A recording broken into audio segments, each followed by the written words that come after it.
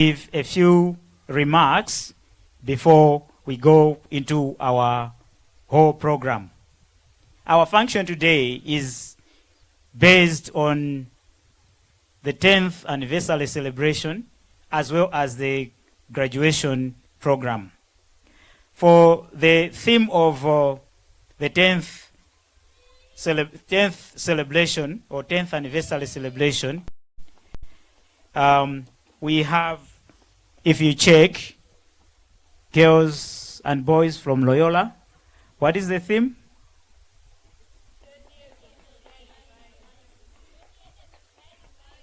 10 years of igniting minds. You might think as to why this theme was selected. Looking at the theme has got a lot of meanings. I tried to Google. It means being able to offer education, being able to offer personal growth.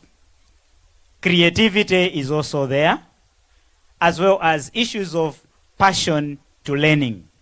So you can see that for the organizers of this function to come up with a theme, they had to look at a number of issues. And basically, this is what Loyola has been. We don't take this for granted, but rather to thank our Heavenly Father to give us this day. And again, a brief about the school itself. The school opened on 7th September 2015. So that's why we are saying we are celebrating 10 years. But it was officially opened on 24th June 2017.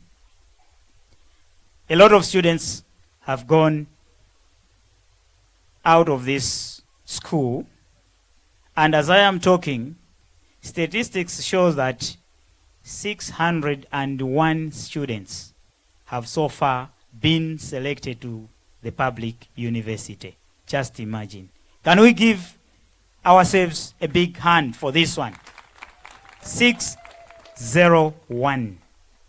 Now, looking at this celebration at least should be enjoyed. Tumwe tisangalale. Ndipereke ulemu kwa alendo athu olemekezeka. Father Terry SJ amene ayimira Provincial, maulemu ena onse aperekedwa kale. Mwambo uno ndi mwambo osangalatsa kwambiri tsiku la lero pamene Loyola ngati school yakwanisa zaka 10 chitsegulireni. Mene inkatsegulira inatsegula ndi ana 97. Koma pakali panopo tukamba kuti skulu iyi ikumakhala ndi ana pafupifupi 560 chaka chilichonse. Ndiye mukuona kuti kaskulu kanayamba kakang'ono ndi form 1 kumapita panopo zaka 10. Okonza mwambo anasankha mutu wa tsiku la lero.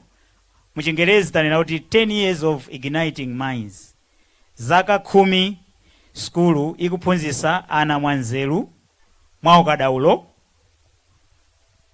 mowalimbikitsa, mokhala munthu wofunikira komanso odalirika mdziko lathu la Malawi. Aphunzitsa chichewa ndakhoza? Ndakhoza 10 pa 10 ziko. Okay. We are behind schedule. Let's not take much of our time. At this point in time, we should have the national anthem. It will be played by the band, I suppose. Okay, can we all stand for the national anthem? Thank you.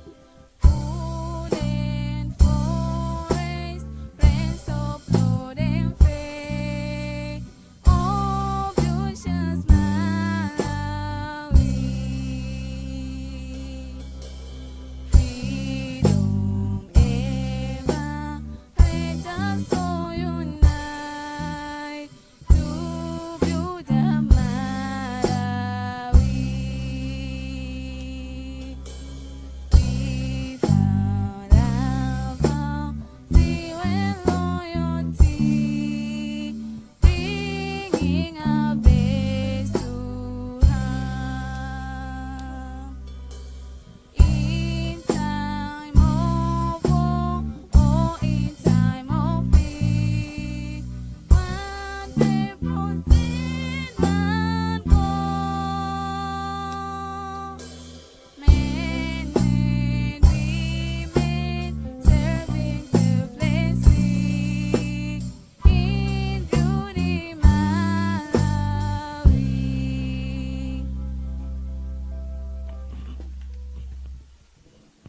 Let us get seated. At this point in time, it is time for introductions. As I call out the introductions, some will be introduced as a group.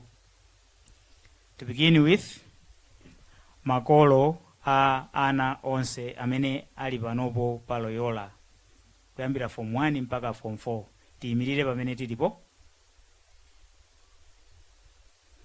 Zikomo, tikhale pansi. Pepani. Okay.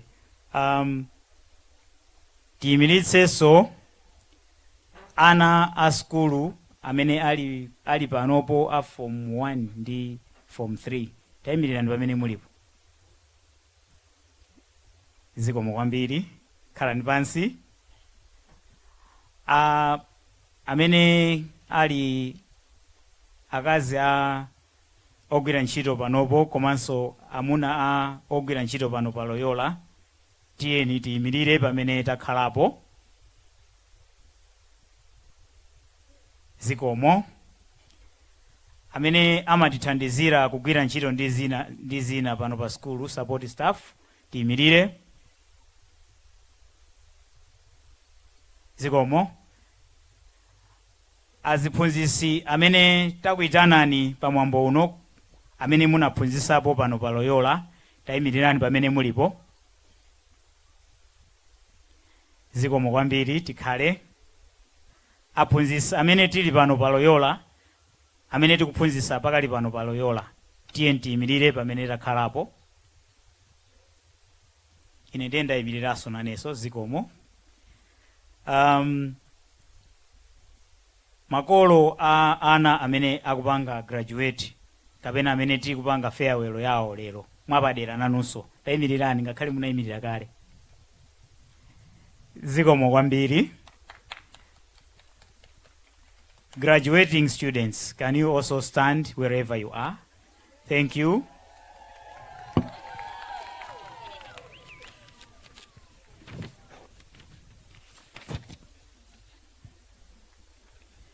Then we have the following. If I miss any official or any guest, please don't hesitate to remind me. We have the heads of sections. These are head teachers from secondary schools or other schools around, as well as heads of sections, let's say maybe agriculture, health, wherever you are. This side in front of me, you can stand. Okay, thank you. We also have the corporate society, those that we work with, those from different organizations, Camfed, banks and the like. If at all we have any, can you stand wherever you are? Thank you very much. And then Amfumu. Okay, I'm reminded. Students from Loyola Open School, stand up wherever you are. Thank you. Thank you very much. All right. The list is long, so you just have to forgive me. Okay. And then Amfumu Ajuma Ngadalipo ayimirire. Zikomo kwambiri. Tiyimiriritsenso amene ayimira a commissioner aku polisi kapena nene kuti akomishona akupolisi ngati alipo ayimirire. Zikomo kwambiri. Tiyimirisenso amene ali a director a education muno mukasungu. Zikomo kwambiri. Apa mpando a PTA ngati alipo. Zikomo kwambiri. Komanso ndikumbukira kuti ndi a pastoral director pamene mulipo yimirirani. Zikomo. A DC athu ngati alipo ati ayimirireso kapena wayimira. Okay, zikomo kwambiri. Ndikuyenera ndipangeso ndiayitanenso amene ali ogwirizira mpando wa EDM pamene alipo ayimirire. Zikomo kwambiri. Mwina ndisanayimiritse ena alendo ena tonse amene tili okay. Agogo Mwase ayimirire. Zikomo kwambiri. Pepani gogo, pepani. Ndagwada mwana wanu ndagwada, pepani. Ndikonanso alendo ena onse kula deputy academics. Zikomo. Oyimira JCED. Zikomo. Amene aperekeza commissioner. Zikomo kwambiri. Head athu Father Ken Simalalo SJ.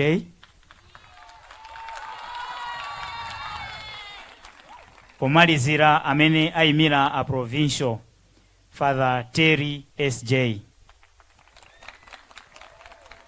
Zikomo kwambiri. Ndanena kale kuti mundikhululukira chifukwa chakuti list inali yayitali. Ndiye maulemu tapereka kale.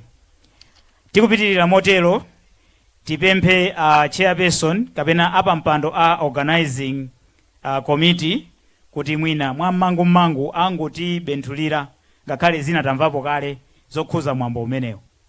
Amene wawa ali kutsogolo kuno tikapempha kuti anthu awa akonzeke ndi ma performance.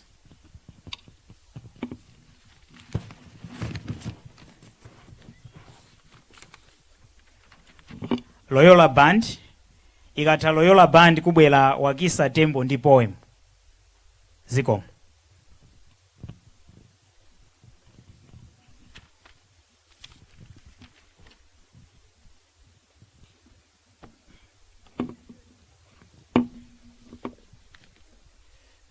Thank you very much, the Masters of Ceremonies. Let me recognize the honor we've received from the guest of honor, the provincial representative, Father Terry, the Commissioner of Police, EDM, Senior Chief Mwase, the head teacher, and all protocol observed. I am here mainly to represent the chairperson of organizing committee. I am not the chairperson of organizing committee. If anything, I am the chairperson of protocol. You've been told to say something, but I was happy to hear that what I was told to say here was said by the Master of Ceremonies. That's good. Thank you very much for taking that. But what I'm here for is to thank the head teacher and the administration management of Loyola Jesuit Secondary School for entrusting us with the responsibility to run this very big event. The event that happens once in 10 years. And this is the first one. Organizing the first one, we say thank you for the trust. And again, thank you for the support you rendered wherever we we needed that support. You've been there, sometimes calling you even during night to say something. Can you please help us this? You've always helped us. We say thank you very much, the head teacher. But this function would not be there with us organizing and the head teacher plus the administration without you, the guests. I say big thank you to to all guests who have honored our invitation. We don't take that for granted. Thank you very much for honoring the invitation. I understand you've got some other businesses you do wish to attend, but giving that big waiver to come to us to bless over this, we say thank you very much. The guest of honor, thank you very much. All guests invited. Titokonze kwambiri kuti munachitenga chinthu cha pamwamba kukuita nani koma kuposaposa nkubweranso tiyamikire kwambiri. Mwambo usuka nakhala mwambo lero paka nakhala kuti inu oyitanidwa musabwere. Titokonze makolo mwaenda mtunda wautali kudzakhala nafe kudzasangalala nafe mu mchakachi, tiyamikire kwambiri. Phwando ili likhala phwando chifukwa cha kupezeka kwanu. Zikomo kwambiri. Ndithokozenso the organizing committee members, different commissions. We've worked as one. We are here today. We are seeing all this today just because each one of us was really rendering a hand whenever, wherever needed. I say thank you as the chair of the organizing committee representative. Talking about why we are here, as said, I would say it's really 10 years, and in 10 years we have seen students graduating. I will not go in details, but I want to challenge the graduating students today that as we are celebrating 10 years, may you rekindle our memories to the first year graduates of Loyola, who put Loyola on the map. People are here today, people are watching today just because Loyola was there put on the map by the first cohort, as people didn't know the school, but that cohort made it #1 in the country. I hope you will also be #1 as we are celebrating. May you continue the celebration. Our prayer is that may really all what you have prepared come, and again you put them down so that you put us #1. So what I wanted just to say is that the first cohort which graduated 2019, the highest had 7 points, but the lowest of that only having 24 points. That was very great. Let's give them a hand. Thank you very much. So it's a challenge to those graduating today that to beat that record, because that record is still standing as we are talking. No any cohort between has beaten that. So may the graduating students beat that record. That's the challenge put forward to you, the graduating students. But much I wanted to say is a big thank you to all who have come honoring our invitation, and again the support the head teacher rendered to the organizing team. Thank you very much for your time. Thank you.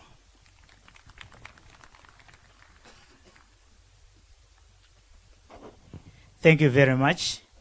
That was Mr. Mwale representing the organizing chair. At this point in time, let's have the band, Loyola Band. As Loyola Band is performing, Wagisa Tembo should also get prepared with.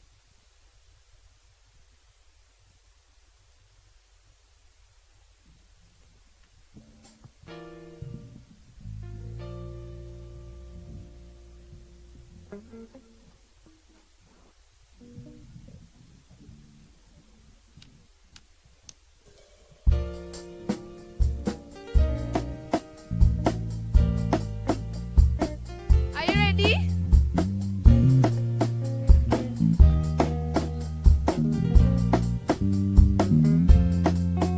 Lelolo kasitu kasakanda lama, lelolo kasitiri mana de mutu, lelolo kasosho media paride, lelolo kasitiri mana de mutu, ifeo tukuna tumasuke,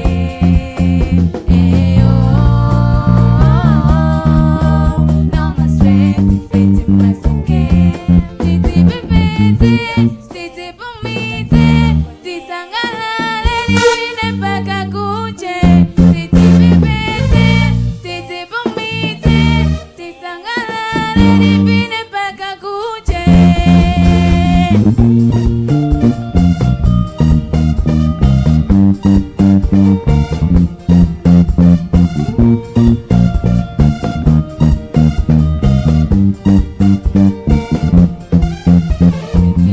Iwe kanyanga saikire, sijo izo pantamalire, jo amo drama ine, nisicheza nasitanga, pasepanda babilu yanga walime fanta, bona nisante zonsi, sina bage muleo, ifeo tukuna timasuke,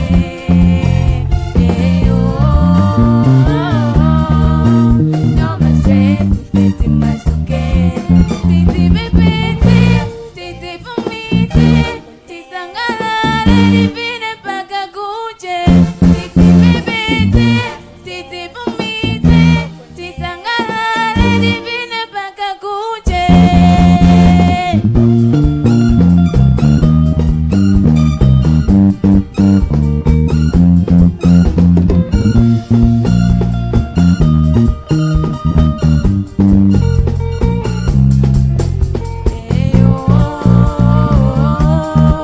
Ifeo tukuna timasuke,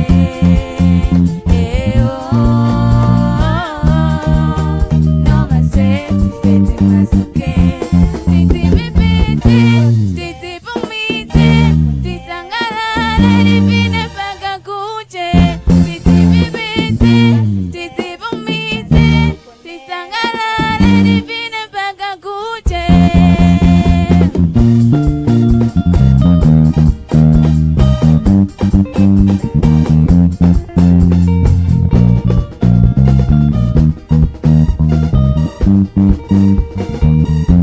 Titi bebete, titi bumite, tisangalale nivine mpaka kuche, titi bebete, titi bumite, tisangalale nivine mpaka kuche.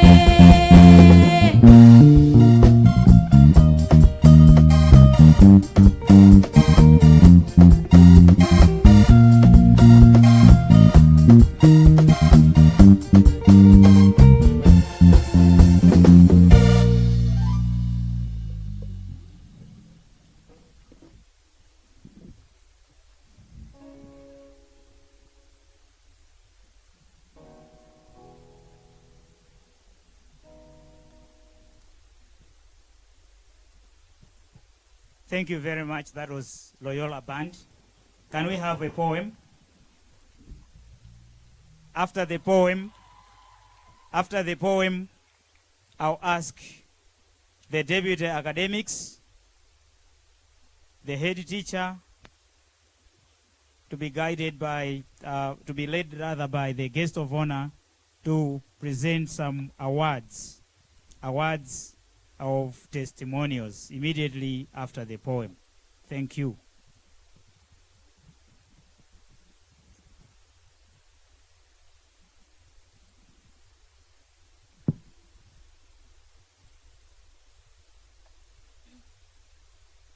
The title of my poem is Goodbye. I do not want to say goodbye. Running time will surely fly. But our beautiful memories will not die. No, they fly like a kite. For I will tie them to the strings of my heart. I do not want to say goodbye. This farewell will make me cry. Your absence will make me feel alone. 'Cause that time you'll be gone to a wonderful place called home. I do not want to say goodbye. We've always been together. Those moments, sister and brother. A lovely community I've been under. It's a marvelous blessing and wonder. I surely have to say goodbye. Wishing you a nice journey. It really has been a great community. Let's not break our unity. United we stand, separated we fall. Thank you.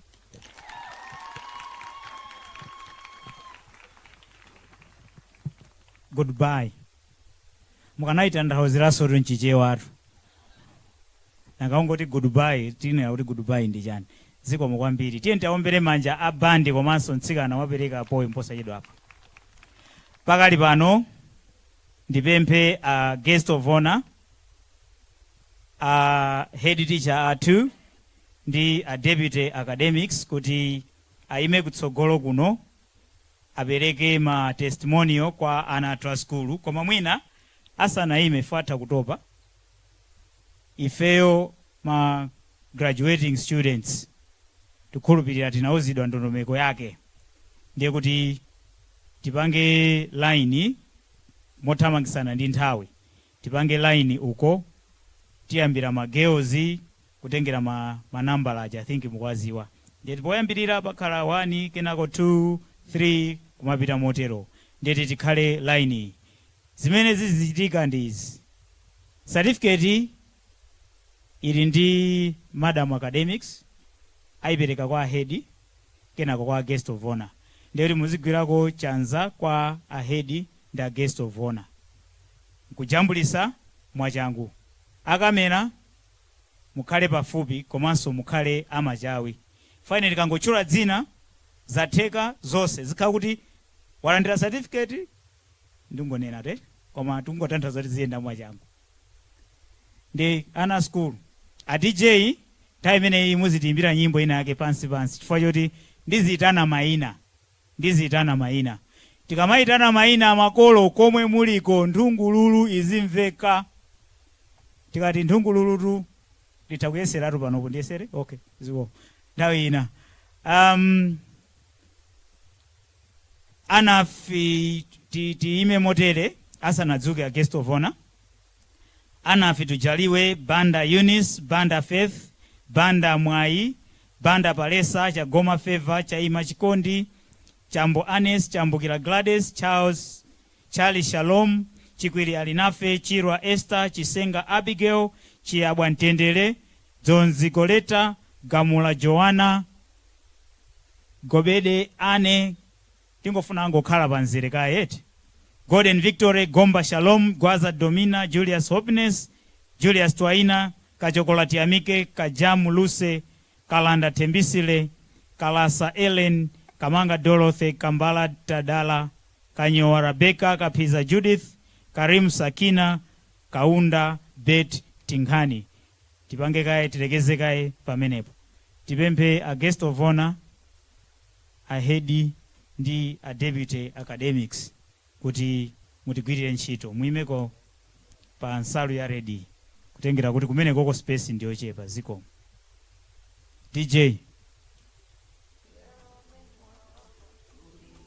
akamera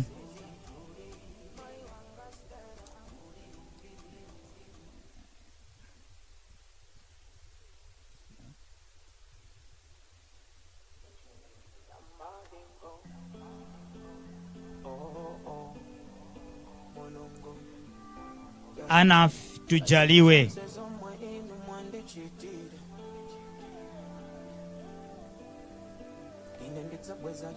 Banda Eunice.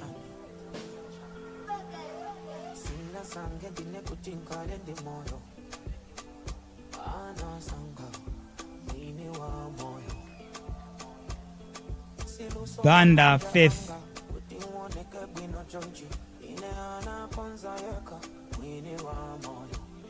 Mwinati nene chonchi. Akamera, I don't know. Setup yani ili bwanji. Fati kuoneka kuti tupanga na block anawo timafuna zienda mwa changu.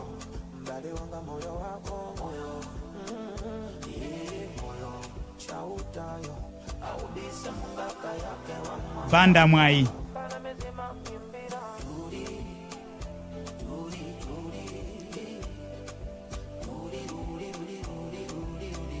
Banda Palesa.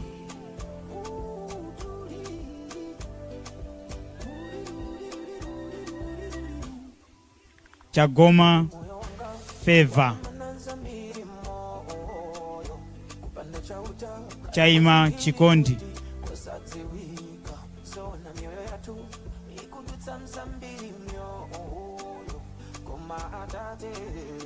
Chambo Anes.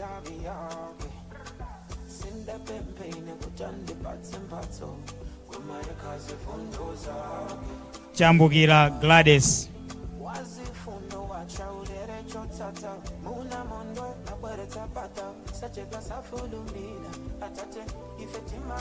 Charlie Shalom. Chikwiri Alinafe.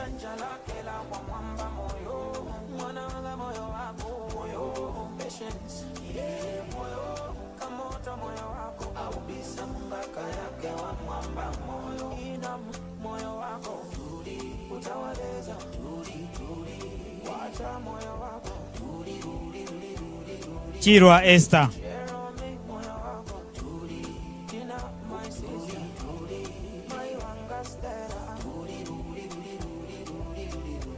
Chisenga Abigail. Chiziperekako space. Chisenga Abigail. Chiabwa Ntendele Caroline.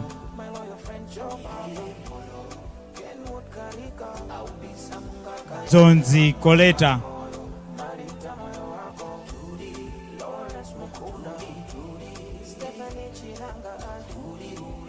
Gamula Joanna.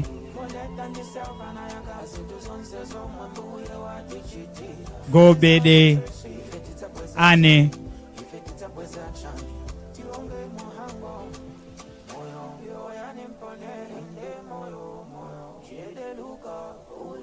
Golden Victory.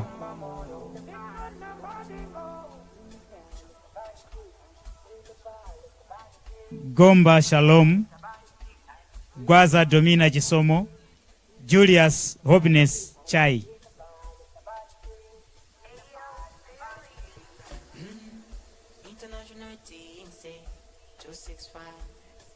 Julius Tawaina. Kachokola. Kachokola Tiamike.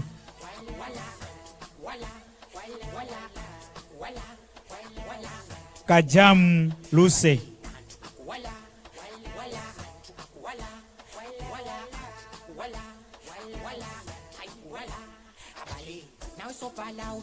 Kalanda Tembisile.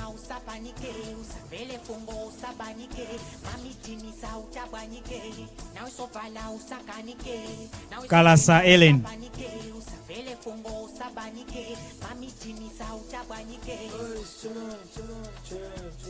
Kamanga Dorothy.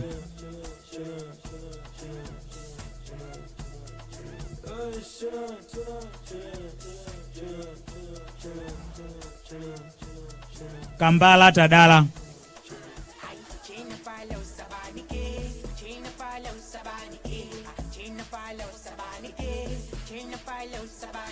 Kanyowa Rebecca.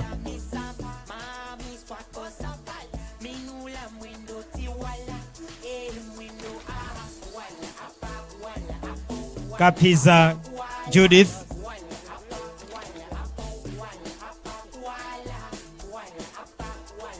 Karim Sakina, and Kaunda Bet Tinghani. Kayange Fane kukala tadala kwenda tamala lapani recho likagwatamanda likupe shakila liyaya pempelo. Mines Morin, Majonga Stera, Kayange Fane, Kayange Fane,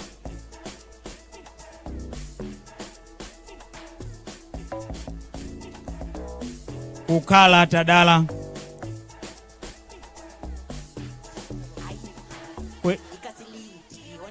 kwenda tamala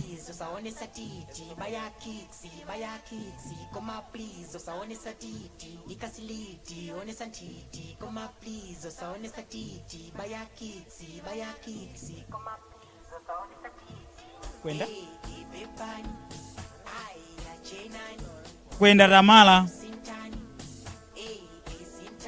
lapani recho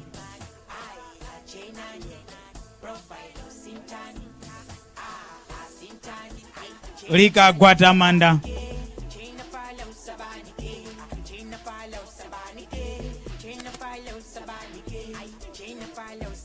likupe Shakira liyaya pempelo.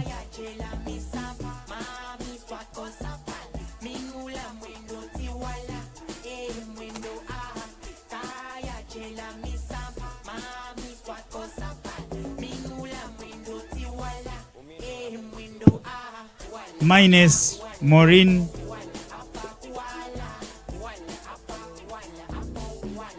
Majonga Stella, Makaka Sophie, Malua Faith, Mataka Priscilla, Mayele, Promise Mkomanji Hendrin, Pamba Angela Msosa, Shanira, Makaka Sophie,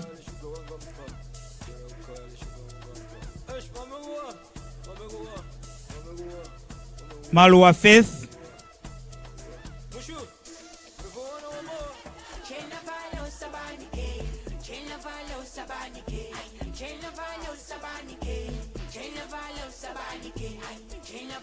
Mataka Priscilla,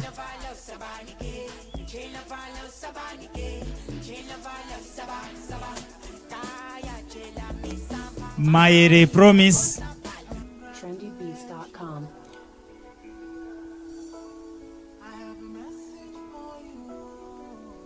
Mkomanji Hendrin,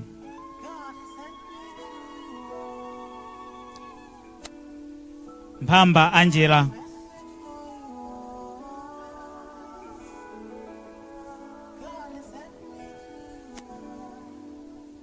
Msosa Shanira. Another list: Msukwa Asante Ntandi Juliet, Mvula Esnat, Mzingitsa Victoria, Ndawala Miriam, Ndewere Catherine, Ngata Triza, Nyilenda Ellen, Nyilenda Tuonge, Nyilongo Agnes, Paulo Fala, Pili Yanko, Saka Chanju Jidu Agnes, Sauli Nomsa, Singini Marvelous, Spora Ntanda.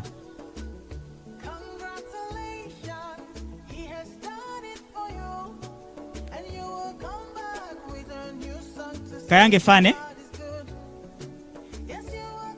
Asante. Msukwa Asante, Mtandi Juliet,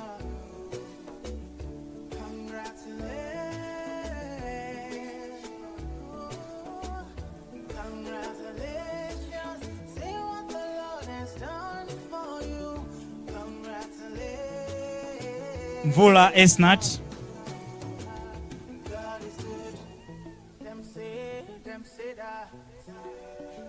Mzingwitsa Victoria,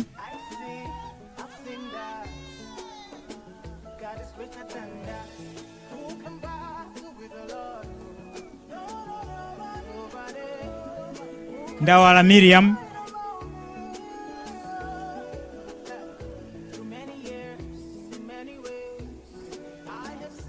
Ndewele Catherine,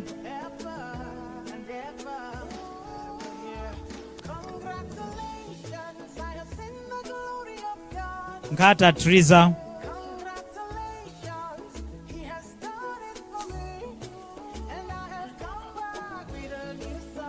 Nyirenda Ellen,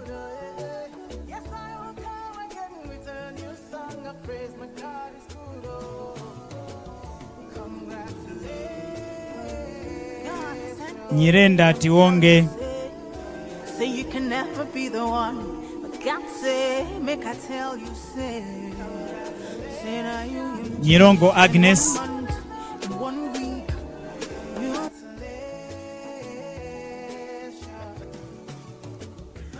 Paulo Farah,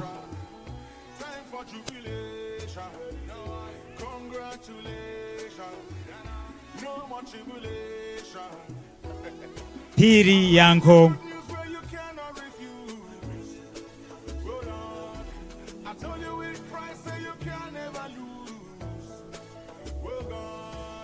Saka Chanju Agnes,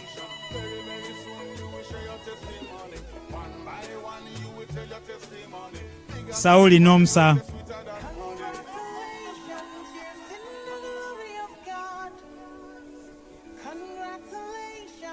Singini Marvelous,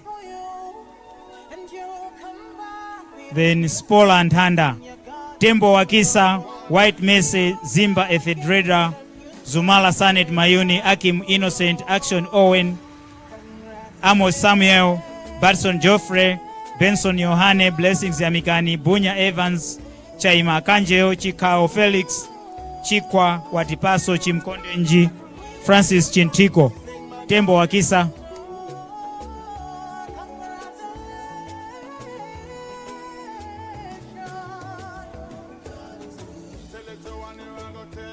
White Mese Trinity,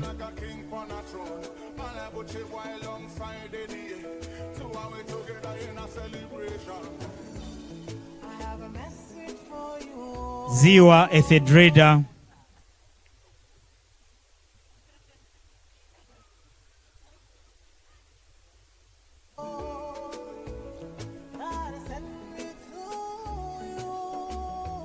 Zumala Sanet Mayuni,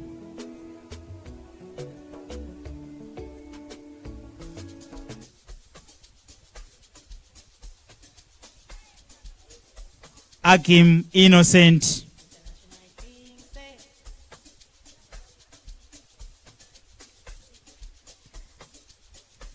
Action Owen,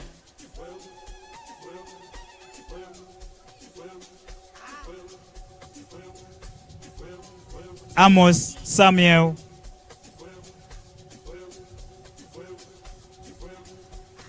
Batson Jeffley,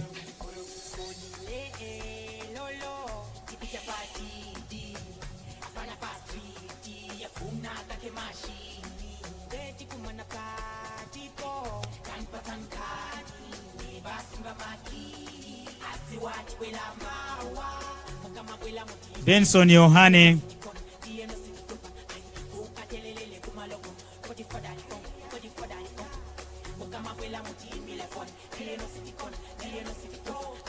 Blessings Yamigani,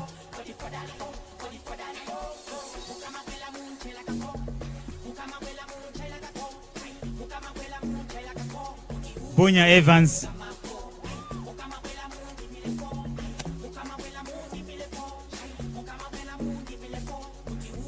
Chaima Akanjeo,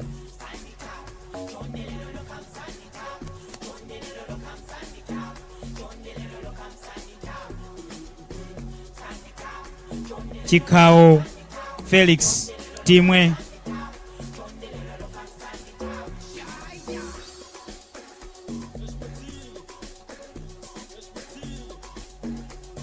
Chikwa Watipaso,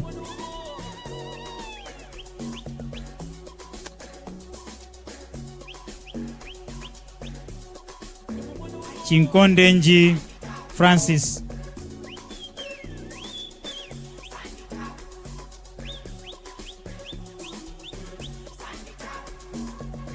Chintiko George, Chriswell Boniface, Dalitso Mike, Dixon Comfort, D.L. Bosco, Duka Imlan, Gondwe Vilunji, Valerian James Blessings, Jana George, Jana Peter Jr., Jefta Innocent, Joseph Chikondi Kamoto, Kadewere Oble, Chriswell Boniface,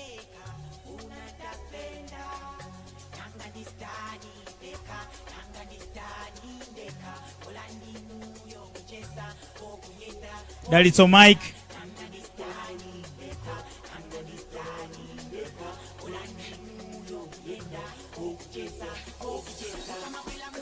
Dixon Comfort.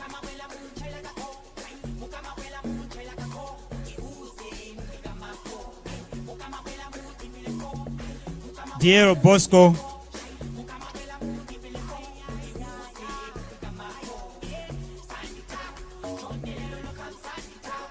Duka Imlan.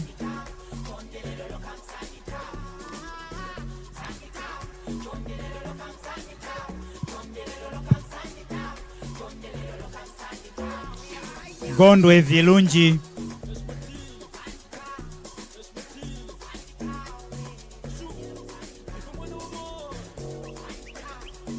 James Blessings.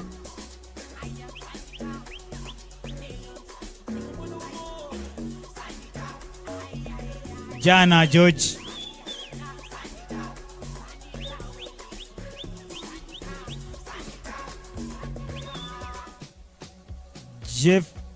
Jana Peter Jr.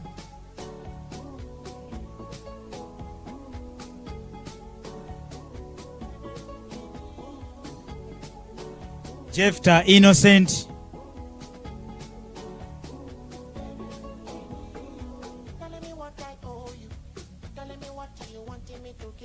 Joseph Chikondi Kamoto. Kadewere Oble, Kaimila Precious Matthew, Kamzinge Nyakare, Kantayan Brian, Kabiza Joseph Jomeo. All the K's stand on the line. Eos, Emus.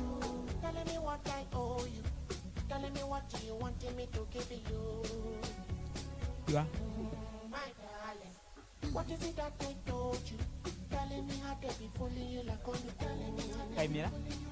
Kaimila Precious Matthew.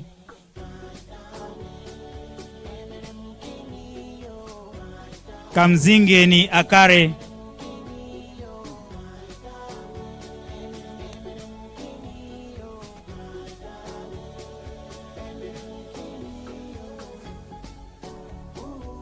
Kantaye ni Brian.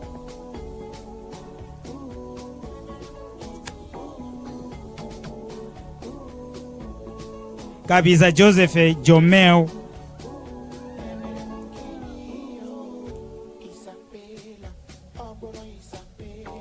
Kautale Wilson.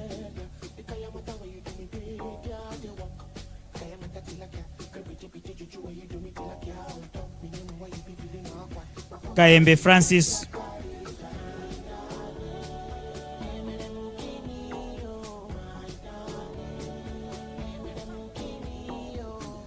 Kefas Chisomo.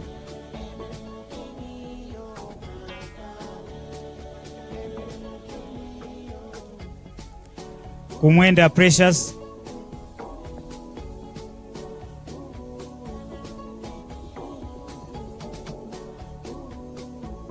Usoa Blessings.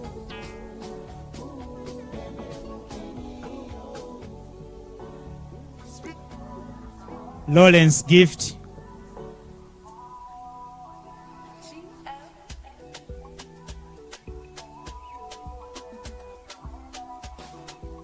Makwakwa Andrew. I got a testimony. I got a story to tell, and the blessings all over me. Mau Ambeta. Mau Ambeta Levson.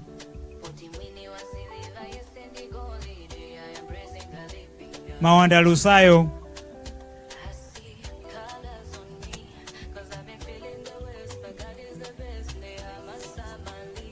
Mbewe Joseph.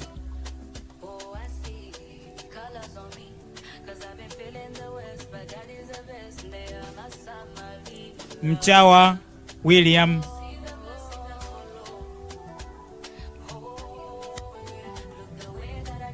Mishek Hamza.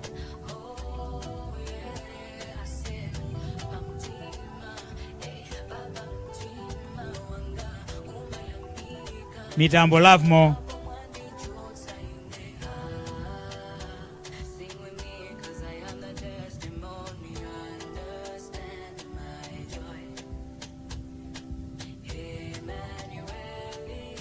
Mtubira Morgan.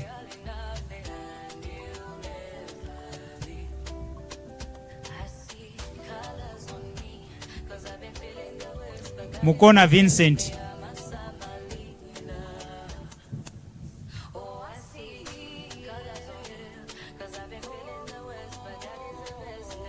Muoma Fortune.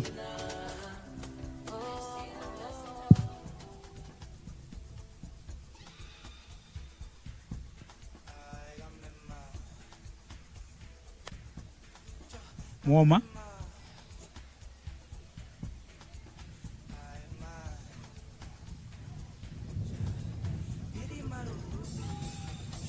Mwaunguru Samson. All the Ennis, Ndowela Nkata, Nyirenda, Patukani, Piri, Rajab, Ramusi, Samson, Chisomo, Sapangwa, Shadrack Owen, Simon Blessings, Sinoya Rex, Stolo Jimwemwe Soko Uchizi.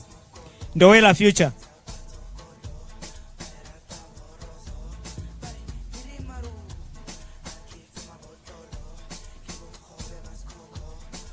Nkata Addison.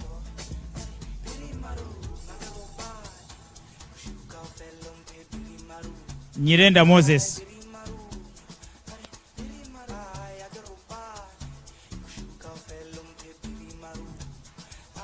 Padugan Francis.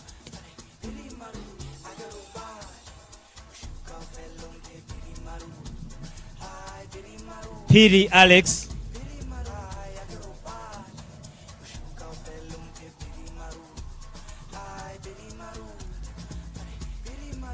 Piri Robert. Subnet.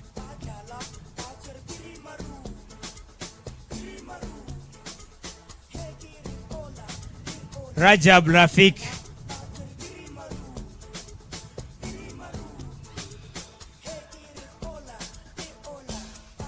Ramusi Fanuel.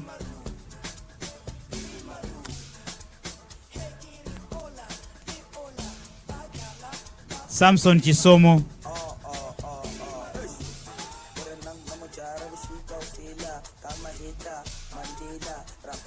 Sapangwa Collins.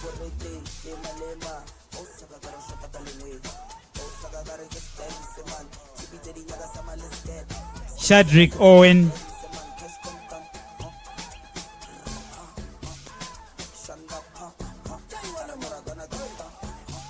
Simon Blessings.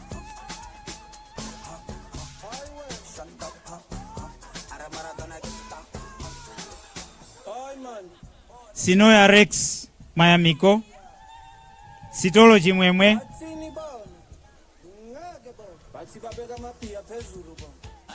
Soko Uchizi. Saunda Gresham. Stefano Yohane Zumani Davidson. Quickly.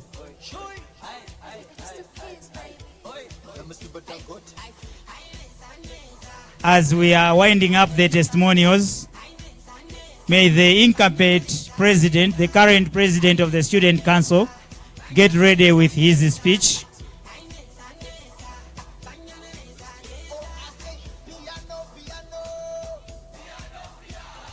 Saunda Gresham.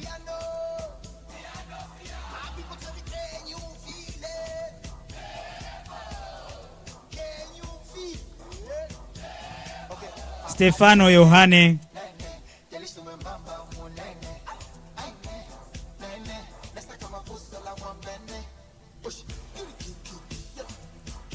Zumani Davidson.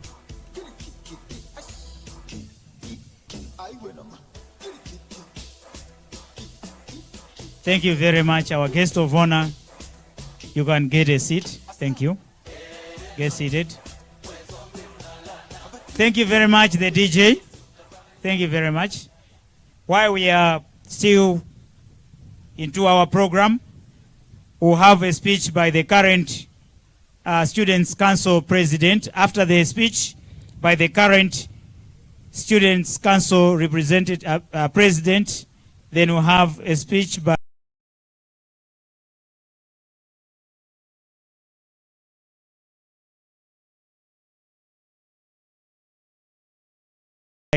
the outgoing president. While these two giving us a speech. The career team should be getting ready. Career team should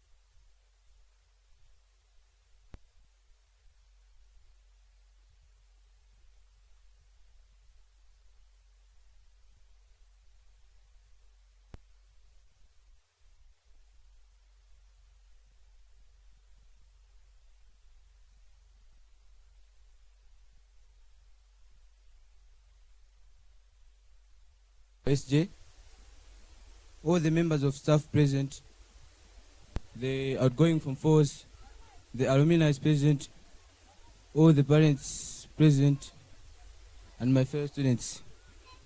Welcome.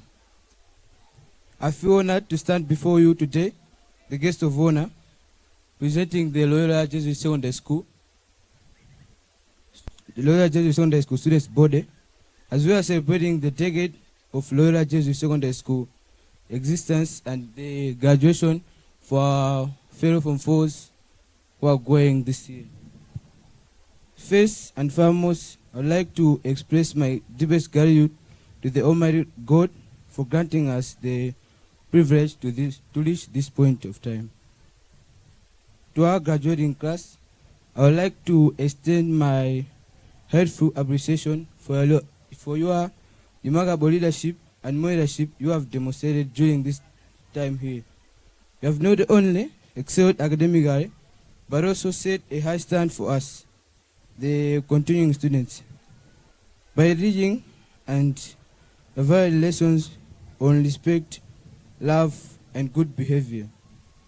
Your presence has made Loyola a home and welcoming home for everyone, filled with laughter and shared memories. Lastly, as you prepare to embark on the final stage for your journey here at Loyola, I'd like to encourage you to redouble your effort and push yourselves to achieve your best. It's never too late to make a positive change and turn things around. Remember to prioritize your faith and put God first in everything you do. Trust that He will guide you through all the challenges ahead and grant you success. In these remaining days, take extra care and stay focused, as the last minute is always dangerous. And remember, timba anachwa mwendo dasio taita. With these few remarks, I thank you all for your listening.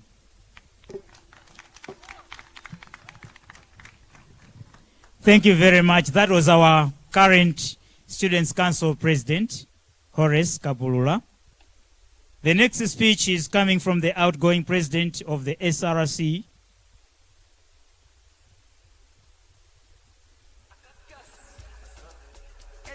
Tiwonge Nyirenda.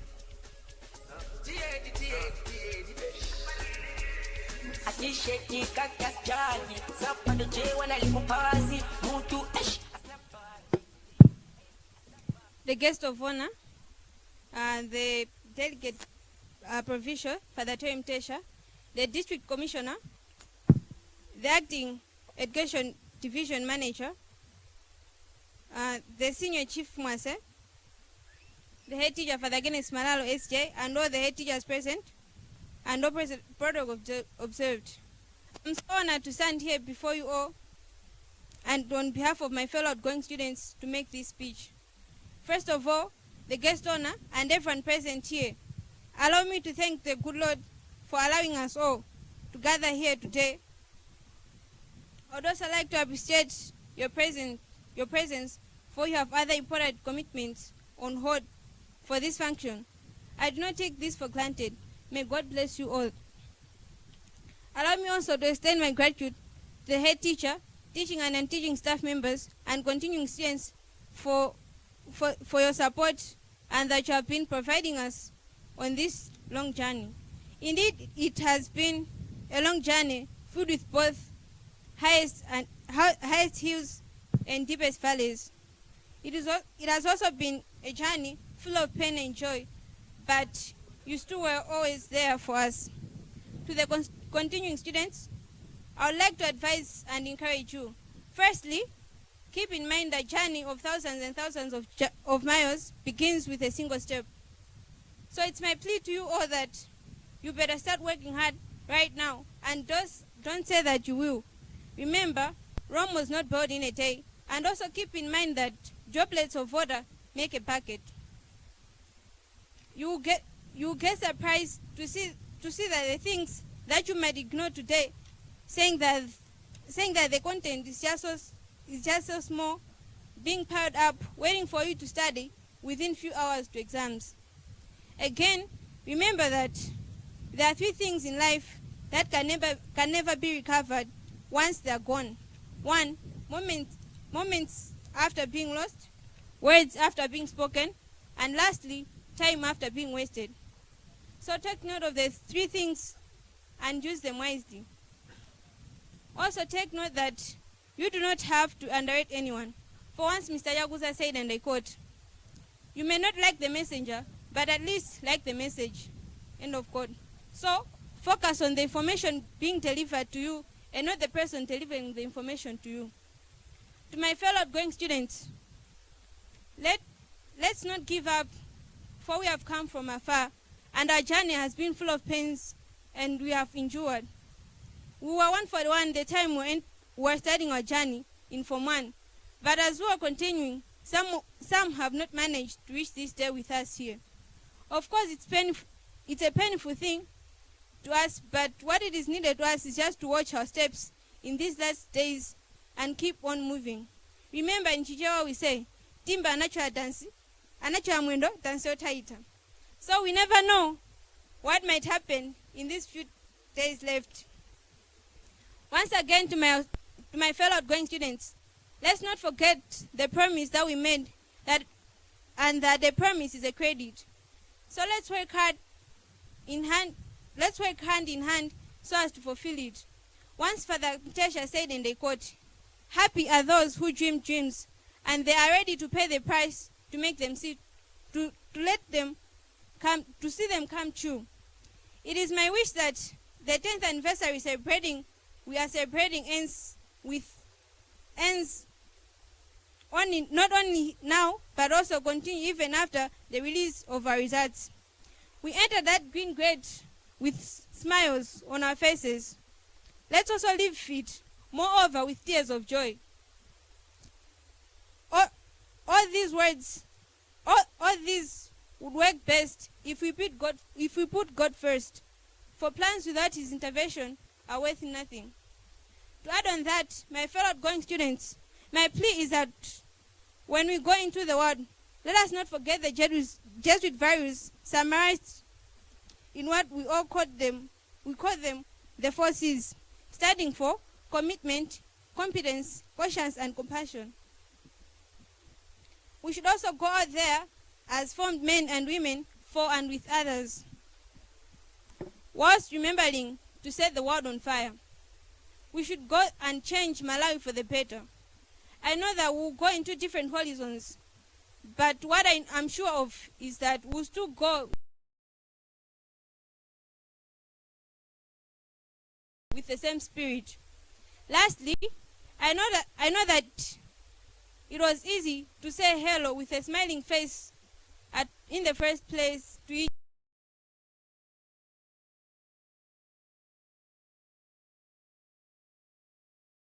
other, but now that smile is turning into a sad one, as we are saying 2 words which leave tears on our faces, which are goodbye, but not for life. In Chichewa, I would say, "Amoyo sale gana." Beside the time being jealous, there is a saying again in Chichewa which says, "Chibago ndiyo si." Once Father Kajibaba said, and I quote, "A little while you see us, a little while you not see us." But in case we step on you someday, may you please forgive us and forget, for error is too human. the guest of honor, and everyone present here, thank you for your attention. May God bless you and have a nice day.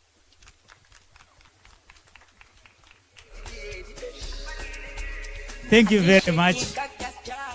Okay. Are you ready? Not ready. Okay. I don't know if the ethos coordinator is ready to give us a book launch. I don't know.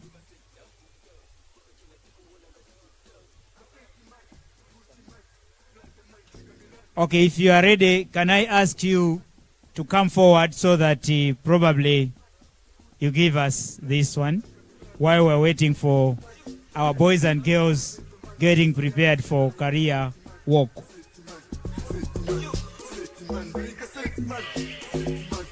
After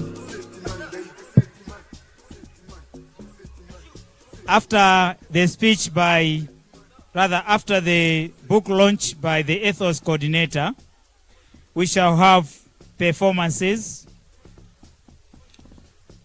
by two groups.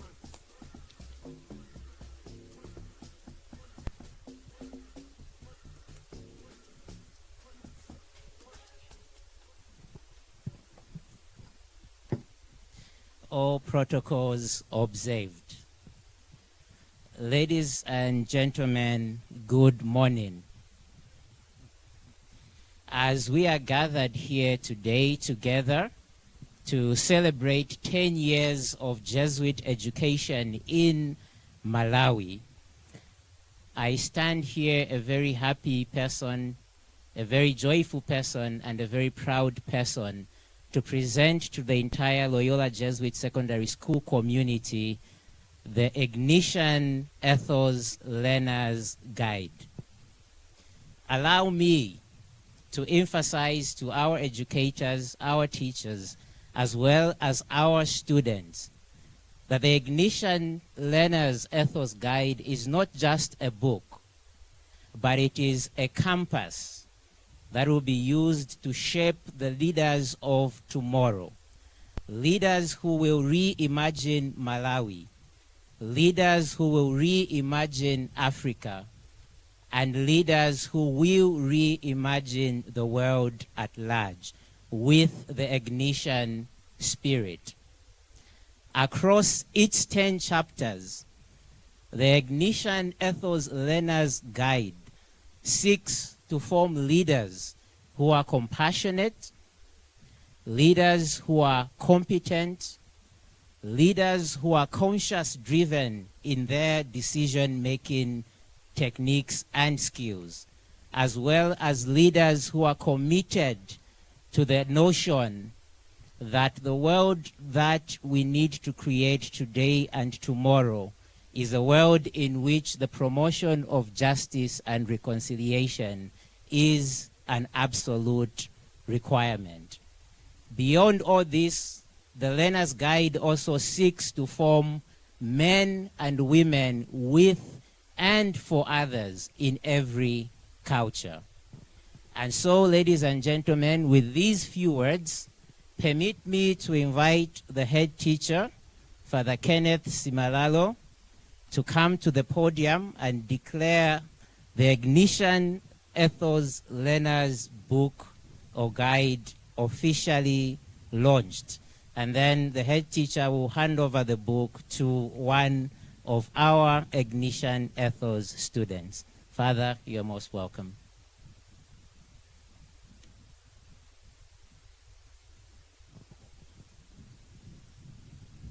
It is a book that is coming from various experiences of our learners who have passed through this place, and experiences of those who have brought up the ideas together. At this day, the 21st of June 2025, I want to declare this guide officially handed over and received in the school for use in the classes of ethos, Ignition Ethos. Thank you.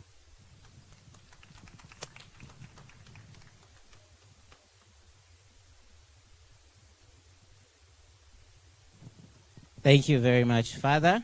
I now hand over the podium to the directors of ceremonies.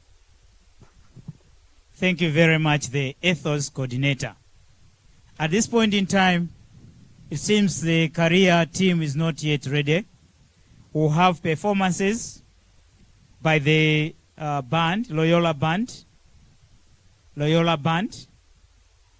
and then body language. Okay, we begin with body language. Body language and then Loyola band. After this, if these are not ready, we'll go straight to awards, the next category of awards. If the career work is not ready. So we'll go to anniversary awards. That's if the career team is not yet ready.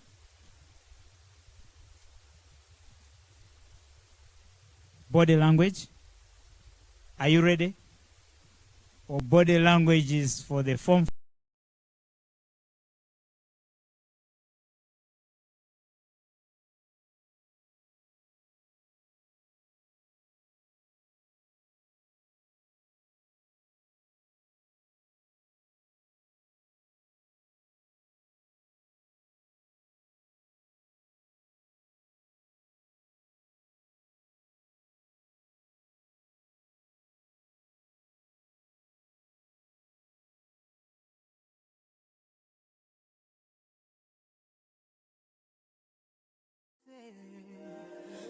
Pause again. In 1 month, in 1 week, you will sing a new song. In 2 days, a lesser than you will hear. Congratulations, you're in the glory of God. Congratulations, He has done it for you. And you will come back with a new song to sing. God is good. Yes, you will come again with a new song of praise. God is good. Oh, congratulations. Congratulations. Congratulations. Say what the Lord has done for you. Congratulations. God is good. Them say that I can never be all that I see. I've seen that God is greater than that. Who can battle with the Lord? No, no, nobody. Who can change His mind about me?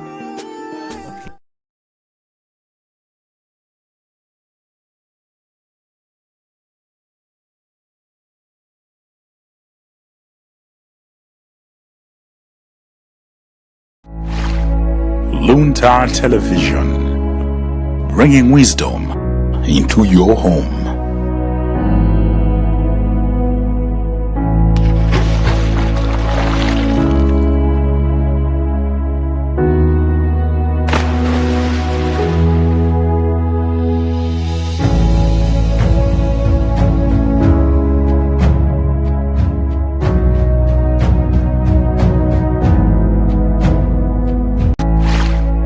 Luntha Television, bringing wisdom into your home.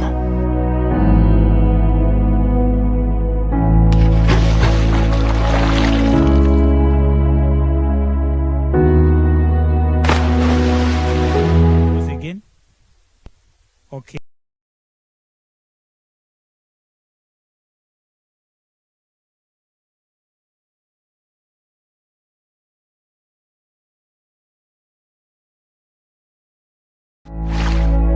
Luntha Television, bringing wisdom into your home.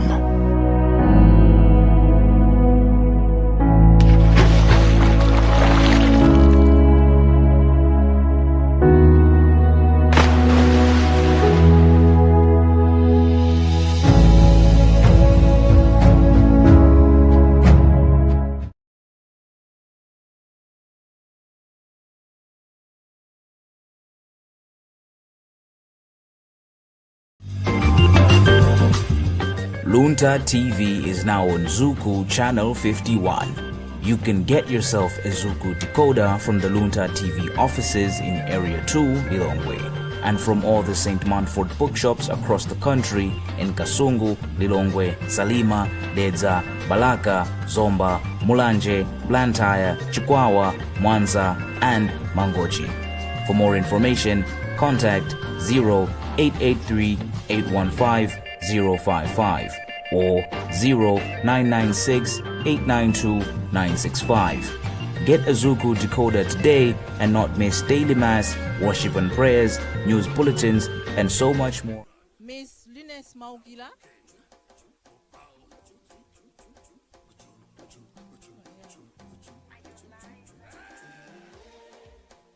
Seconded by Mr. Mustafa Said. Mr. Mustafa Said.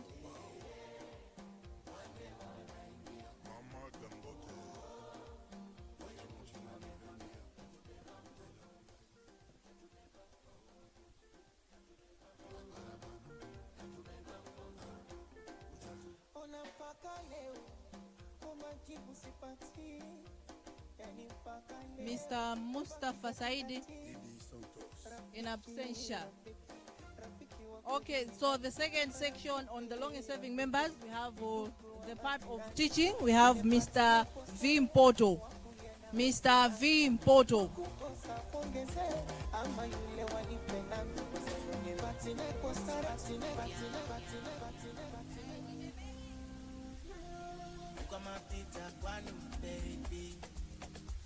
The third category, we have administration, longest serving head teacher, deputy academics, deputy head administration. So first we'll start with the head teacher, who is Father Kenneth Simalalo. The longest serving head teacher, Father Kenneth Simalalo.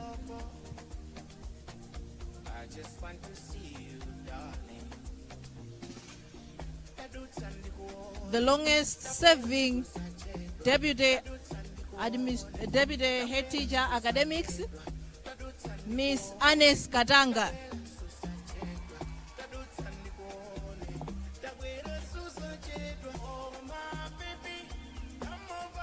The longest serving deputy head teacher administration, Mr. Vim Poto.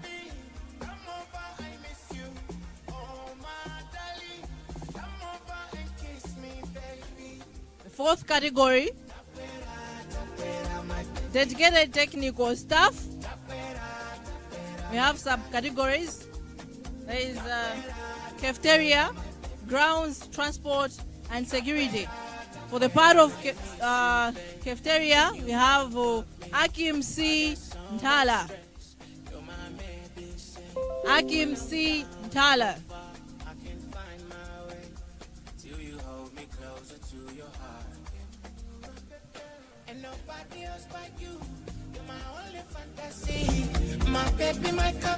Dedicated technical staff, mbali imene ya kukichini okulubirika ndithu kulongosola kukichini kuti ma students athu olo ana athu azidya bwino.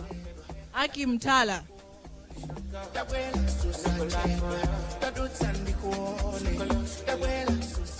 Okay, in absentia, mbali ya grounds amene amatikonzera kuyaonetsetsa kuti malo athu ano adzioneka bwino chonchi. Amenewa ndi a Thomas Banda. A Thomas Banda amene amaonetsetsa kuti pamalo pano padzioneka chonchi. Don't worry, boo. I'm not here for you. In absentia,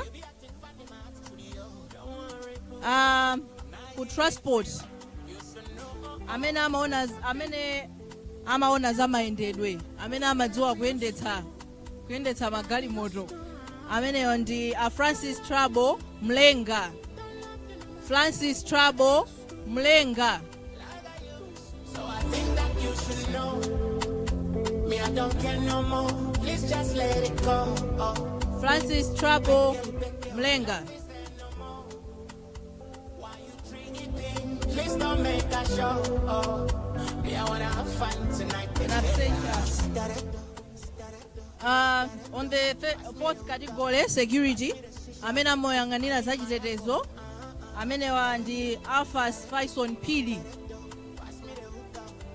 Alphas Faison Pili.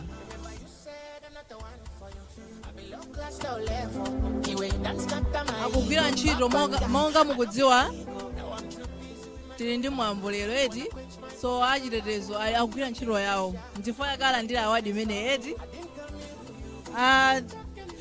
Category ya number 5, dedicated teaching staff. Pali ma subcategory sciences amenewa ndi Colleen B Nyirenda. Colleen B Nyirenda. Category ina ya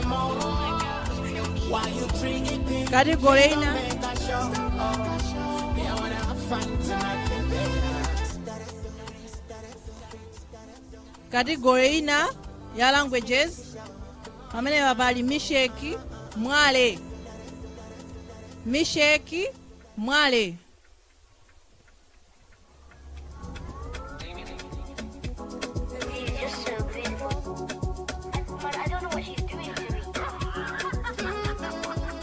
Category ya number 3 humanities pamene papali James Chipeta.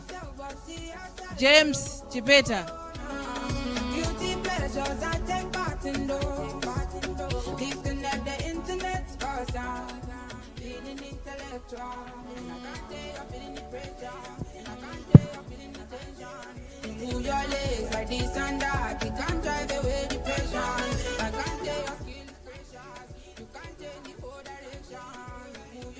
Category number 6, longest serving boarding mistress pamene papali Chisomo Rosibe Chiweza. Somo Rosibe Chiweza.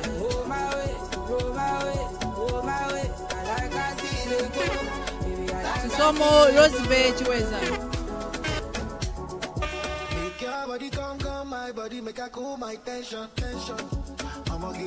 Longest serving boarding master Hobson Laisi.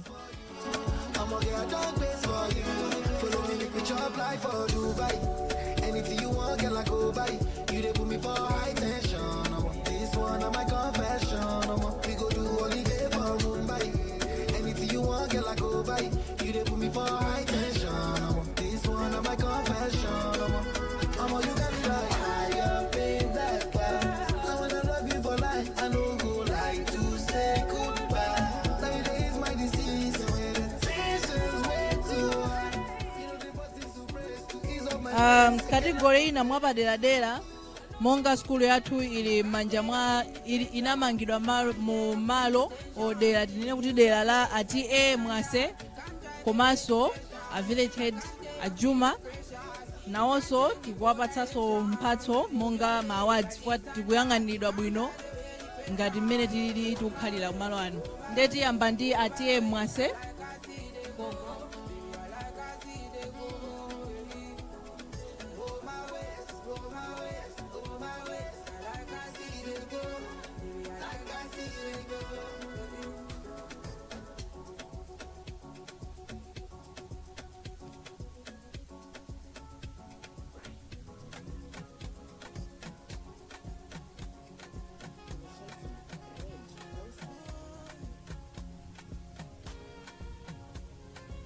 Village head Juma.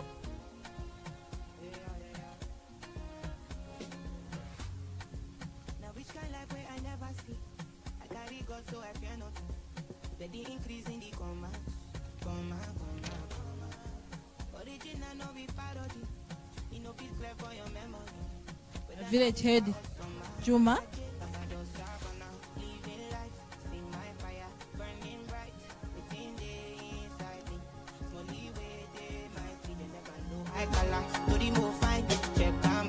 Everything inside my mind daily, trust me, you can't fool me.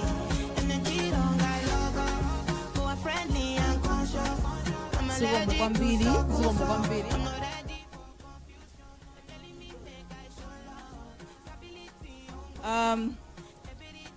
Mafuna ndithokoze kwambiri a guest of honor popereka mphatso zathu ndikupemphani kuti mukakhale pasi komanso madam mukakhale pasi. Tathokoza kwambiri, zikomo kwambiri award committee. Career walk, are we ready?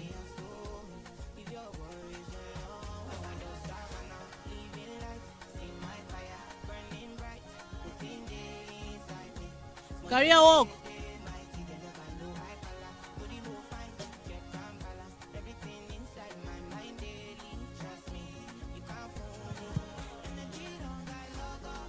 Career walk, are we ready?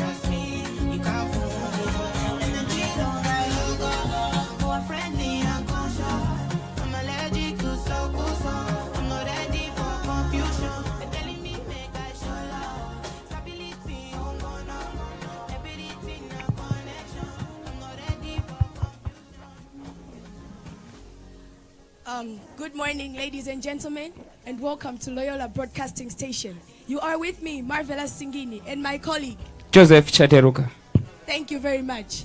Paka dalipano, aliyesea kudziwa kuti anathu apa Loyola Jesuit Secondary School, amafuna adzakhale china chake akapita kunjaku after panopa, amafuna adzakhale china chake ndithu. Ndeno apapa muli ndi ifeyo paka program kena kake mchizungu amakacha career walk muchichewa amati kuyenda kwa kutsogolo. So we need to start with photographers who will be taking pictures in the future and producing videos. These are Joanna Gamula and Brian Cantine.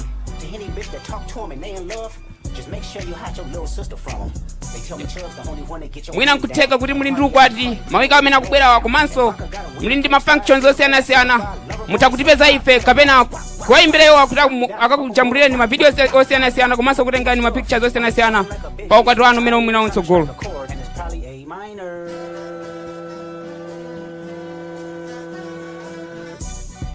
They not like us. They not like us. They not like us. Okay. They not like us. They not like us. They not like us. You think the bank gonna let you disrespect Pop, nigga? So nthawi ino tifuna titane amene nawo amene azimapanga za acting amene azizarulutsa ma video osiyanasiyana malawi muno. Naso mwina sadzikagwira ntchito ndachi na pwedo. Maakata ndi awo akubwera kukowo. Amafuna adzatipangira zoseketsa ndi amenewo.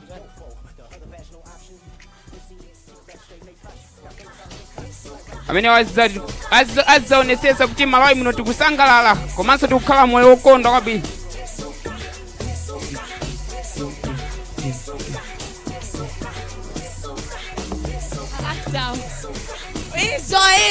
Izo actor wamphamvu ameneyo akuonetsani mamuvu amene apanga acting.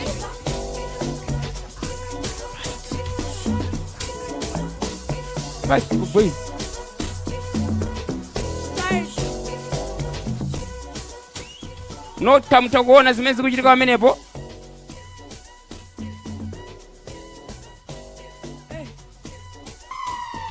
Ashiwe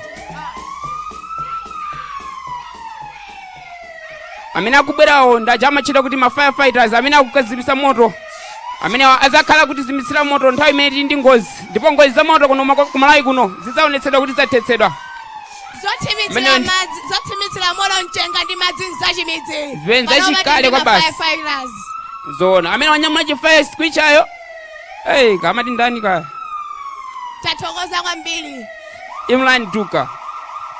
Pakadali pano tikufuna lirane madodolo. Madodolo. Baya majakisoni kuchipatala tikadwala. Awo akubwera kufuna kupulumutsa miyoyo. Azachipatala changu nthawi yanu mukapulumutsa miyoyo kumeneko. Nokha situation ili critical. Munthu uyo zikuoneka kuti ali pafupifupi imfa. Titakhala kuti tibe madodolo ngati amenewa kuno ku Malawi tikhoza kumamva daily kamba zona. Bebani anthu tiye tikhale pansi. Anthu sakuona ayi. Tikuyimisa kaye kariya woko. Tiye tikhale pansi. Tikhale pansi. Ngati ufuna kujambula gwadani.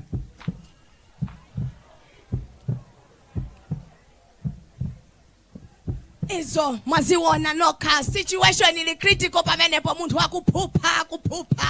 akuphupa ndithu munthuyo. Koma madodolo akuyesesa ndithu napulumutse moyo uja inu. Ndipo sitikukayika kuti posachedwa pamene wakhala moyo ndithu samwalira iyayi. Izo achotsa ti mabande. Izo ayikaso kabande kena. Operation yopya kwambiri. Operation ya mutu. Kuphupha kuja ndithapo phabe.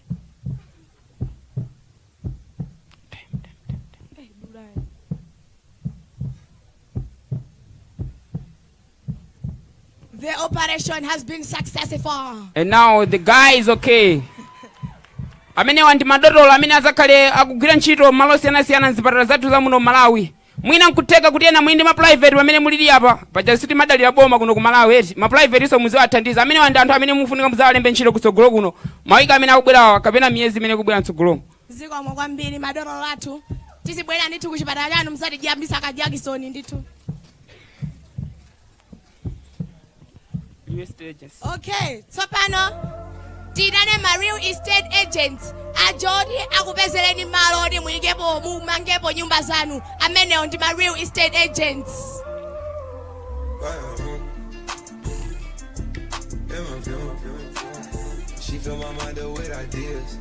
Izo ngati mukufuna malo pitani kwa amene wawa akakupezerani malo abwino kwambiri m'Malawi muno oti mugulirepo malo. Taona ndi magalasi. Anthu afupi ndithu nawo amatha zinthuzi ndipo. Tathokoza.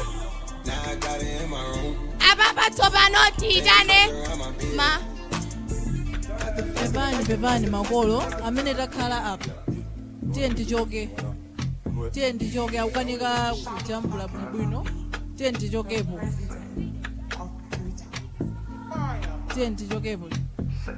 Zikomo.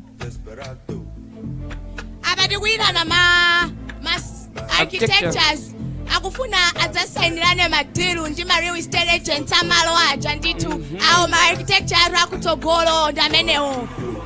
Ma architectures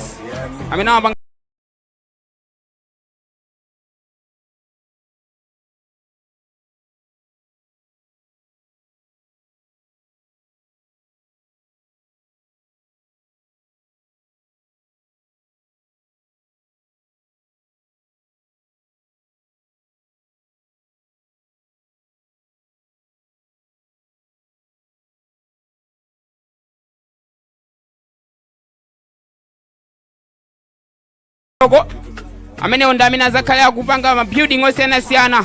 Akukupangirani direct kuti niyo mumange chani mumange modelo osati zomangaso zachimidzi ayi koma zachifasho ndithu ndi amenewo ma architecturala. Amene watu anatenga nawo mgwirizano pomanga sikulu ino ngati mwina simukudziwa amene anamanga nawo sikulu inoyi. Ena nkuteka muzairana kuti azakumangireni ti khola ta nkhuku ndi amenewo.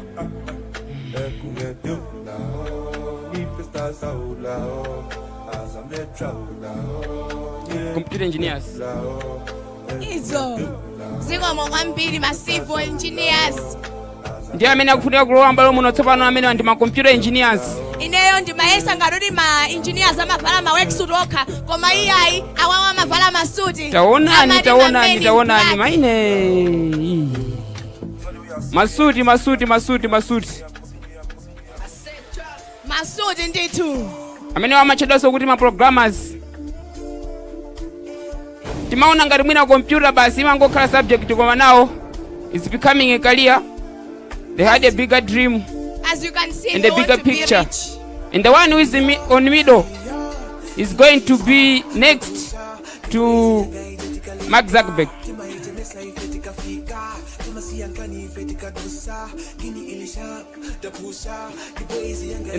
Up next, tilindi ma electrical engineers. Amene wafuna zali pangilaza, osali za esikomo koma za electrical. Amene ondamene akulowa mubwalomo ma electrical engineer ndithu. Awo ma electrical engineer. Tiyeni mami, tiyeni. Taonani. Amene amakonza za magetsi mbalo siyana. Ezo. Mutakuona ndithu ndi mabig ndithu ma electrical engineer yake ndi mabig ndithu. Iwora makanizo dzilelezera osati kugwa kina kuvala muri amavanso zisori ngati muzonazo.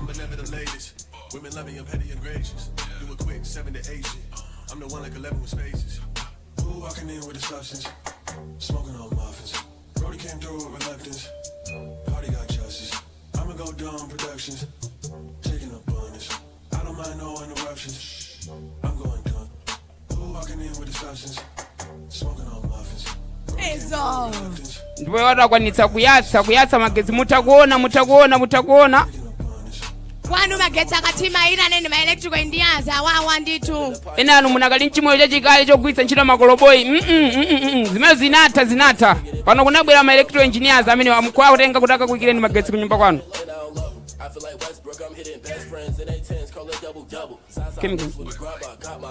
Yasobana takwita na ma chemical engineers amene azakhala kutipangira mankhwala osiyana mzipatala. Ndikonetsa kuti moyo wa Malawi ukuyenda mwadongosolo.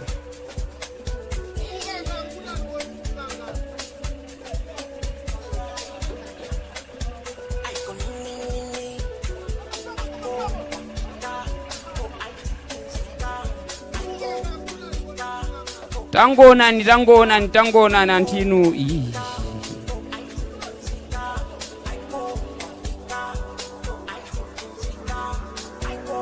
Mukone kodi va pinki vija vukusanduka pinkiso. Kavina vomvijani vophera makoso edu vimenevo. Va pinki vija vukupinkidwabe.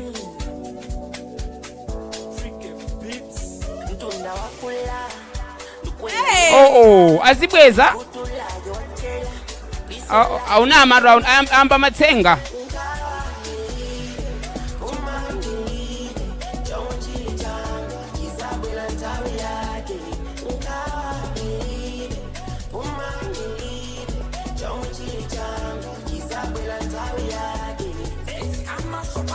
Amalizo amene bwapanga mankhwala amene adza kuthandizani ku matenda amalungo. Mankhwala ophera so risikitsi nditi mphevu ndamenewo.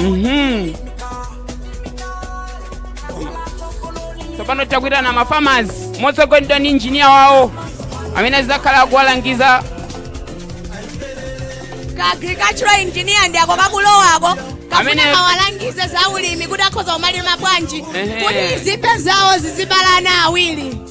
Ipetu tikufuna tonjezikize vili akakhale wachakudya osatongoma nkukapa makompyuta iyayi amene mumafama athu. Muziona amene mathirira mbewu kudimba kumunda. Enanu mwina simudziwa othirira muphunzirapo panopa. Apo wawalangiza moti akapita kumanyumba kwawo akayendetsenese kuti akapange zimene zikufunikazo. Wiko ndithu konzeka iwe kudya nzimbe za ana awiri.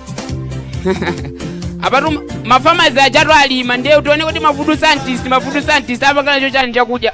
Ataona kuti kodi chakudya chinchaukhondo kapena iyayi ndiye wakubwera enanu mmangodyapo iyayi pali mafood scientist oyang'anira ndithu. Amene ali kutsogolo timati mashevers kamati mashota chanchanu oseva kuti chachomveka bwino. Enawo mafudu scientist ali kumbuyo. awo ndo seva malo osiyanasiyana. Mwina mwini mahotelo osiyanasiyana amene ali kumanjayo mutakumutenga amene ndiye director wa food scientist kuti mukamulembe kumbali kuli hotelo yanu. Nawe nawo ba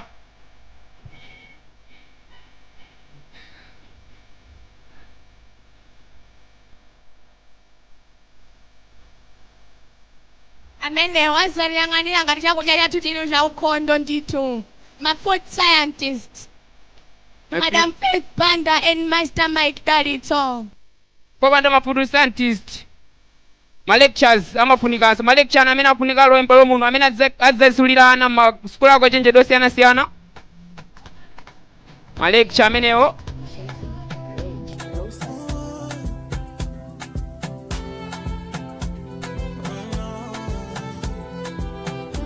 Ma lecture ndamene ali mbwalowo. Now which kind life way I never see. I carry God so I fear nothing. Steady increase in the commands. Original no be parody. It no be clear for your memory. Whether now winter or summer. Ma lecture ndamene akutuka mbwalowa mwaona ndithu mwaona amene adzakhala masiku awo chenjede amaloyi muno aboma osati a private yayi. Somati chakuitana ma accountants amene amachedwa kuti anthu akatangale muno Malawi amene adzagwira ntchito mabanki osiyanasiyana ngati mufuna zakawerengera ka ndalama ayi amene wanditunda amene adzakuthandizani tsogolomo.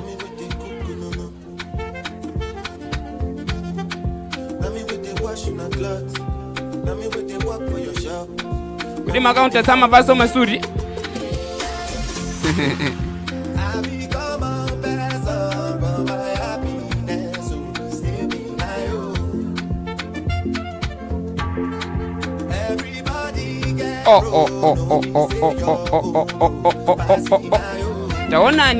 taonani accountant we accountant we tamonani inu ishi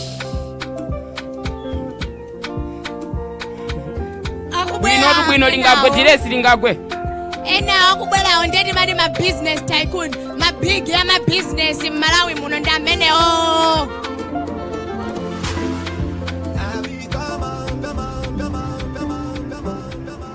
Big yaja, I'm a business, I'm a business tycoon. Izo. Money in the safe, don't worry about us. I got a bad bitch in my place, she'll care if I touch. If you want your businesses to boost up, you may call them. Kutaka kupangeni business yanu kupita paya pamwamba kwambiri. Maso mzee wapanga business akula kulumuka mpose mpinga njira.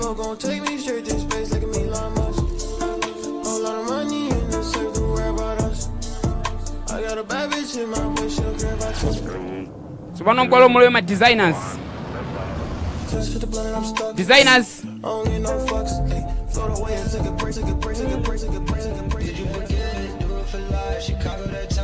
Awo ma designer omadipangira zovala amenewo. Izo mutakuona move ya serious ndithu olo dressing yawo imachita kuoneka kuti iwo ndi ma designer eni. Panaka kuti pali pedu yo wena anu bwezi mukumavala ito tankati tokha ito zakubwalo zosayika yayi. Izo mutakuona ka design ka dress yo kabwino kwa basi. Akubwera apo ndi ma professional tailors. Ma professional osaliso tailor la wamba kwa ma professional tailor. Mutakuona zovala zimene avalazo zosokedwa ndi manja omwe. Mamene orimadi ma professional tailors. Mutakuona afuna yese ndithu kuti mwanayo zimene apanga design izo zioneka bwanji ndithu. Mutakuona nokha. Their work is like magic ndithu. Ndipo wapanda matela amene wa iyayi. Amene wa ndi ma models sanga kale yayi. So titani ma models alowe mbwalo.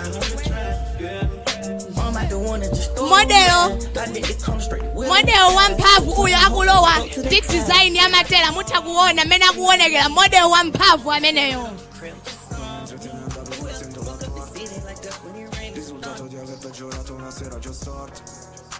Ti ho lasciato un messaggio sul tavolo e non ti sei accorto. Però chi se ne importa. Dimmi pensi mentivo. model wina uyali kumambuyoko. Model winayo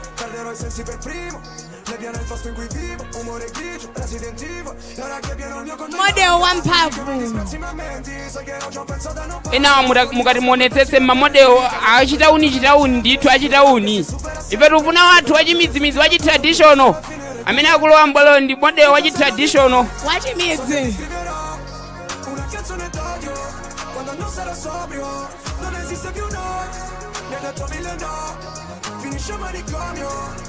taonani model kumanyadirako zachimalawi zathu osati ya zazungu yayi. Le général Dangote, le grand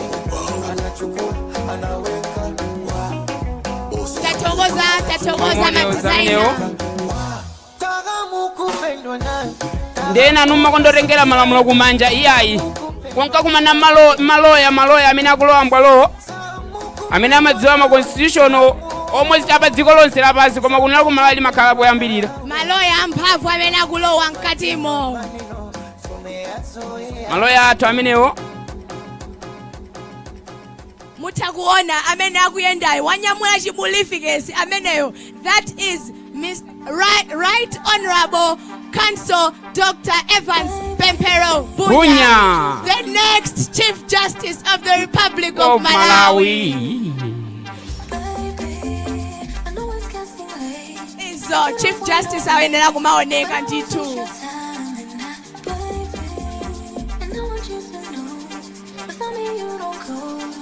Togoza ndithu tathokoza maloya tsopano ni maministers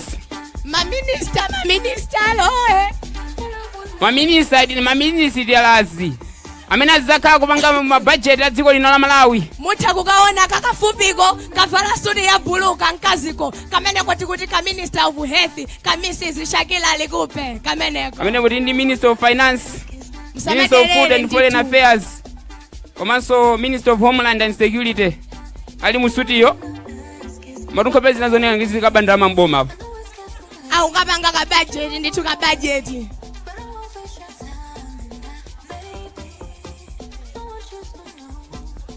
Afuna ruzeko kanthu kena kake.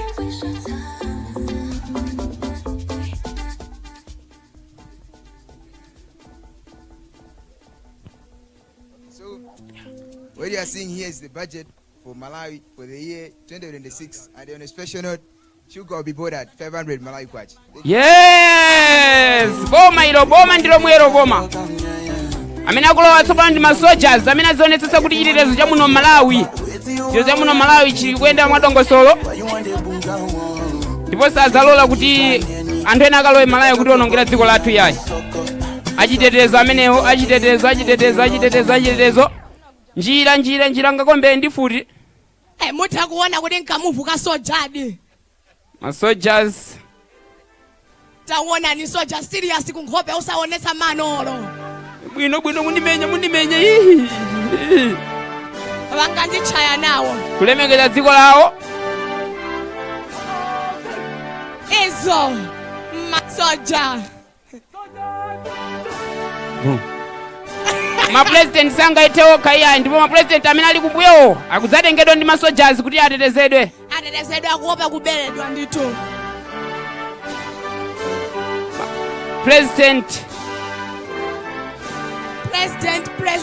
Boma 2063 ndiri Boma ilo. Amene ndi Akenjo Chaima amene ayinditsogoza kala president wa Malawi 2020 ya mwika kutsogoloko. Amene azakhala president wa Malawi komanso winayo akakhala wachiwiri wake Hopeless Julius. Amene oboma ndilo mwe 2063 siti kuyiphwekesa iye. President sanga dutse osayankhula iye afunika udzitse mtundu wa Malawi. Kodi chakudya chizikapezeka.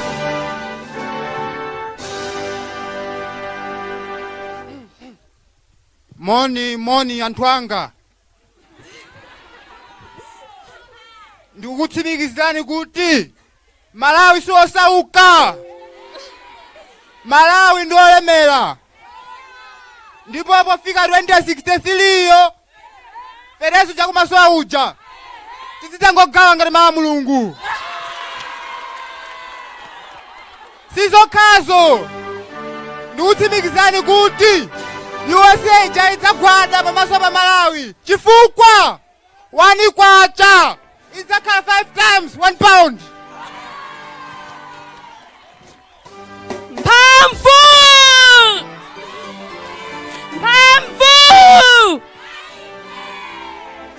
To achieve the 2063 vision, we need potential readers. And me and my friend here at Kenjo, we are potential readers. Kuti tidzakwaniritse maloto athu a 2063 tikufunika azitsogoleri odalirika, ndipo ine ndi mzanga akenjewo ndife azitsogoleri odalirika. Zikomo kwambiri ma president athu. Kwatsala vasembe. Zikuoneka kuti vana va sikulu pano vena amatsirira kuti vazakhale ngati ahead vawo pano. Ndeno akuti akuoneseni kuti nawonso amasirira wakulu wa mbwalomo ndi ma-celebrants vawo ndithu. Benewo to ansembe athu. Ansembe amphamvu kwambiri. Pamwepo tupa pa ansembepo padzatuluka amene wamati mabishopu. Nyimbo ya kwaya ya Katoliki. Nyimbo ya chikatolika iliyonse changu. Mutakuwaona apulisti sitiuziwa mshisho yotu matishani. Apulisti kumbuyo uko ndithu akudalitsa vanthu mmene akuyenda, akugawiza ma blessings ndithu landirani zimenezozo.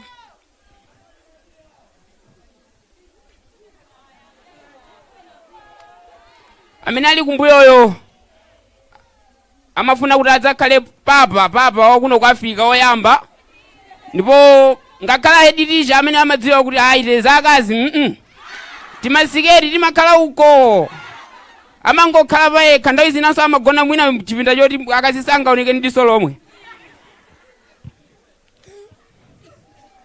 Apapa tiyankhulire nkhoni. Ambuye akhale nanu.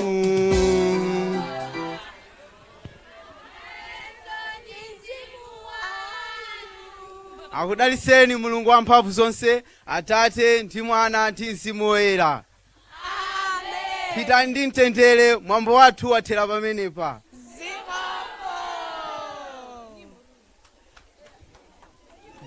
Thank you very much, our listeners.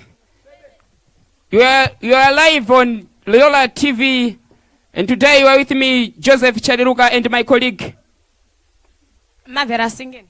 Thank you very much. Stay watching. Goodbye. DJ Nyimbo 2063. DJ, give them a song as they are going out. Career walk.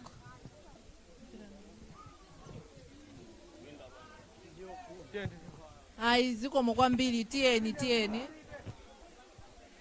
tituluke pepani.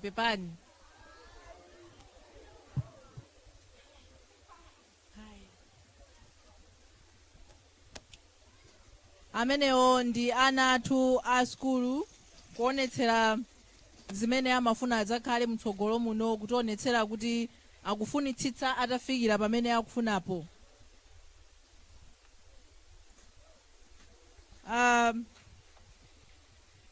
Nthawi ino mafuna pakhale ma speech amene tikufuna speech amene apereke speech imeneyi ndi alumni. Pagulu lawo anasankhana ndipo pali alumni mmodzi amene wakonzekera ndithu speech kuti apereke. Mwakonzeka alumni? Alumni mwakonzeka speech? Alumni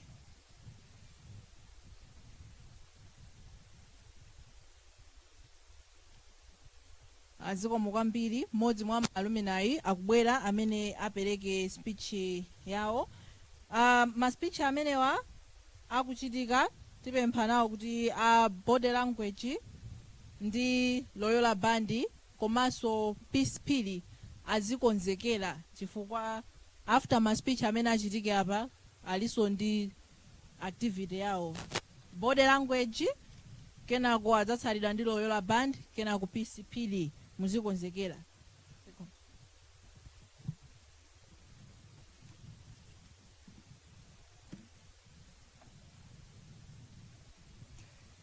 Thank you. The Provincial, the DC, the EDM, the head teacher, all the head teachers present, all protocols observed. Good afternoon. It is with much pleasure that I stand in front of you as one of the Loyola Jesuit Secondary School alumni.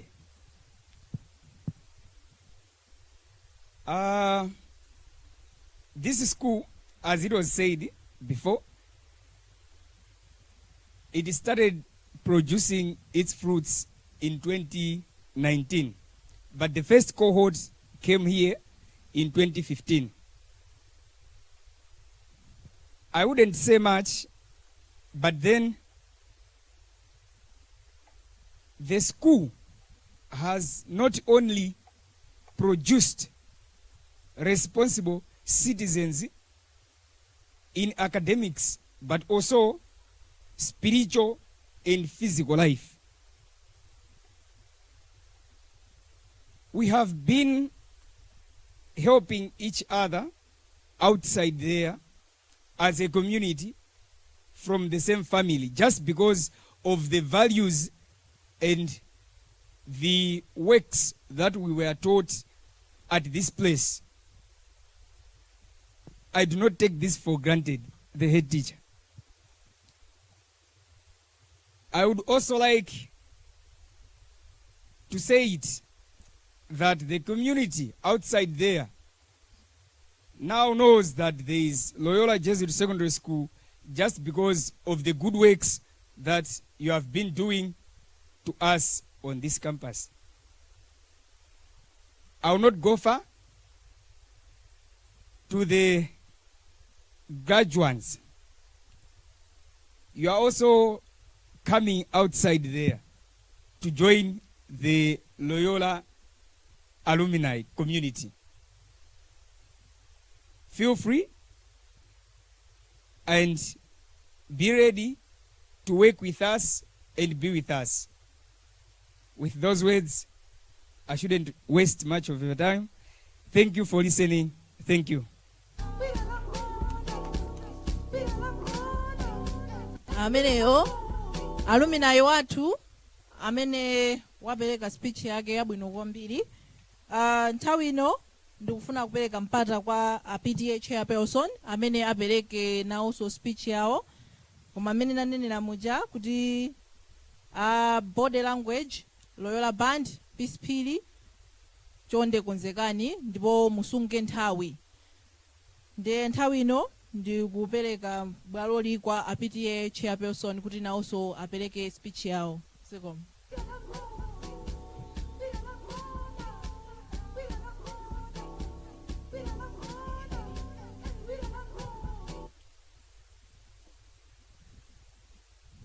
Muli bwanji nonse? Simukundiyankha? Muli bwanji? Tili bwino.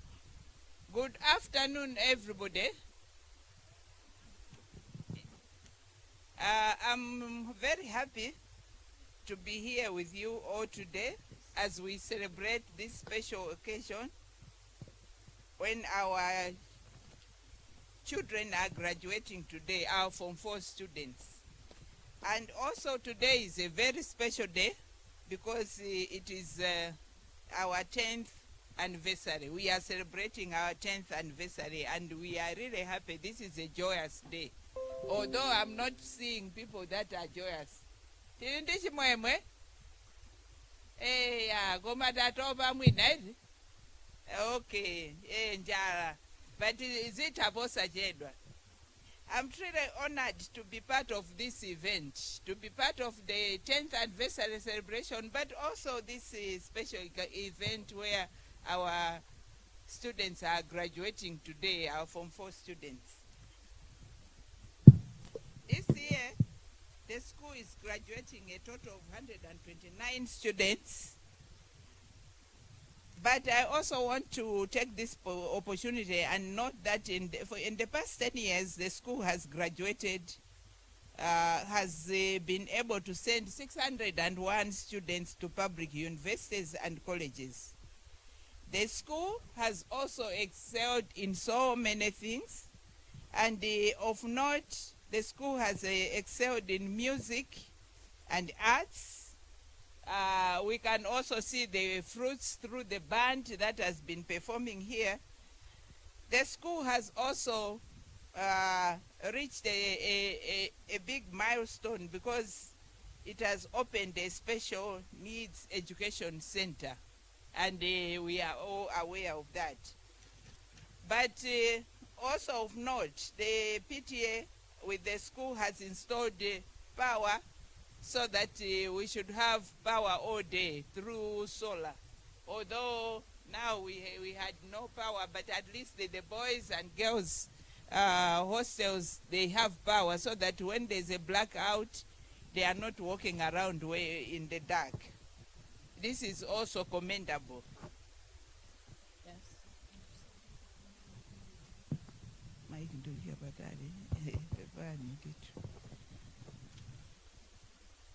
Okay, during these 10 years, we have experienced some challenges. I've been told that you can't hear me. Can you hear me now? You can, yes? Okay, thank you very much. We have experienced some challenges, and one of the biggest experience that we have, which is a challenge, is our needy students. They are failing to pay for their fees. So most of the time we are looking for contributions from either guardians of our children or parents, or even the school management. They have chipped in, and other donors. Thank you so much for all those that are contributing to this, but that is one of our biggest needs. I would like to thank teachers, wherever you are. Thank you so much. Parents, for taking care of our children, and also our children for the hard work that you have demonstrated. Special appreciation to the parents and guardians for their support and involvement in this school. This school needs us to support them, and this has been happening. I would also take as an example to acknowledge that parents through the PTA contributed resources, money, and in kind, which have also been for this event. Thank you so much. Aliyense achimve kuti tathokoza ndrama zija munapereka zija ndi mbuzi kuti zithandize anniversary. Thank you so much, parents and guardians. Looking forward, I would like to urge the graduating students and all the students, the alumni that have walked through the corridors of this prestigious school to always strive for excellence, always uphold discipline and ethical conduct. I'm sorry, the wind is disturbing me.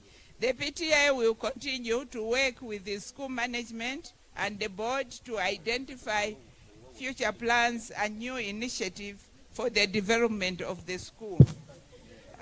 I would like to encourage the students to embrace challenges and pursue their dreams.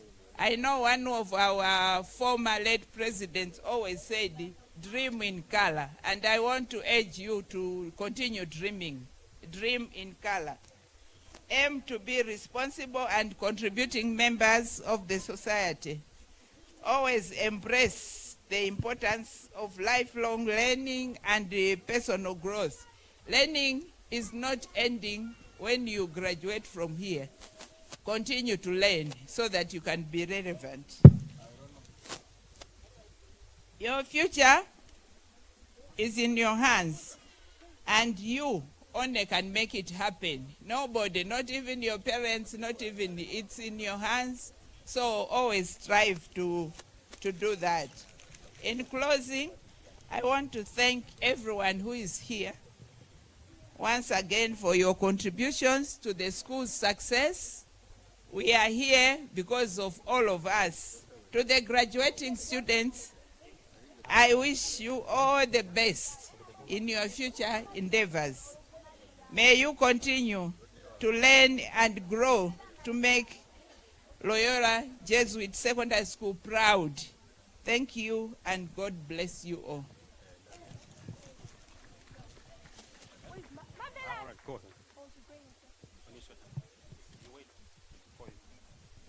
Thank you very much, the PTA Chair. Thank you very much, our PTA Chair. We were having our speeches.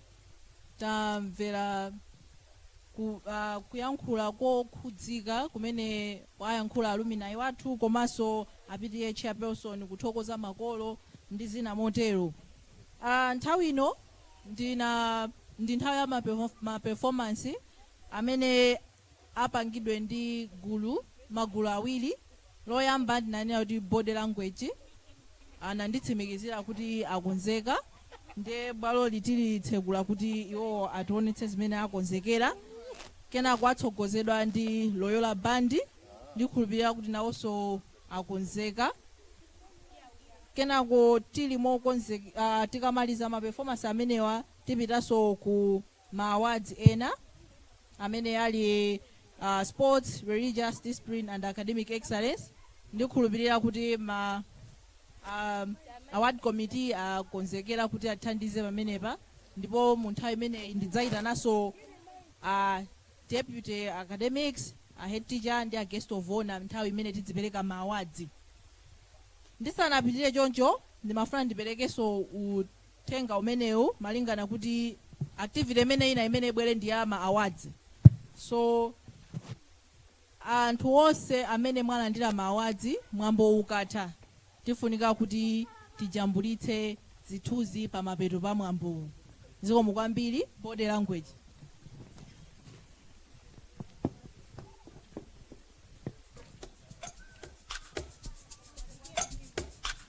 Dumb and ignorant, I once was. Kutaya class just to go play pada.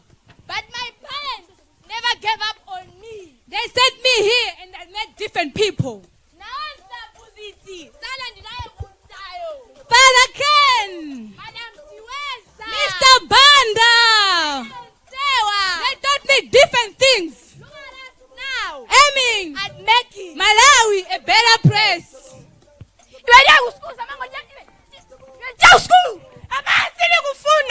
I tried this to my parents every time. My mother get pissed off and hit me. Get that one. I'd cry and curse you, not knowing it was for my own good. Corrective measures I was given.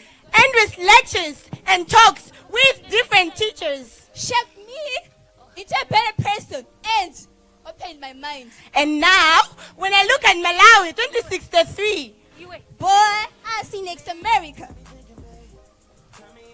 You are here to study, as Father Ken said. I used to get tired and annoyed with the words every time. And every visiting day my mother would say, Mwana wanga, school. It was like a ringtone irritating to my ears. But with time, I began to change my mindset. But now here I am, changing the lives of others. For the better.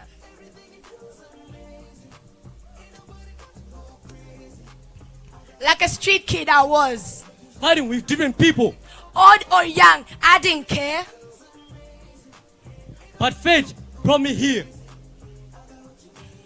And with the help from my parents and teachers, I was transformed from the thug I was to the good person I am today. And as I reconcile with everybody I hurt, I aim at making this place and this country a better place for you, for me, and for others. Honestly speaking, it was a long journey. With a lot of ups and downs. And at points, I thought of giving up. But with the support from my beloved parents, my teachers, as well as my friends, I made it. They were my pillars and had to tell me that. It's always a dream come true when hard work is involved. Even though it's a tough journey. We can all make it. Look at us now.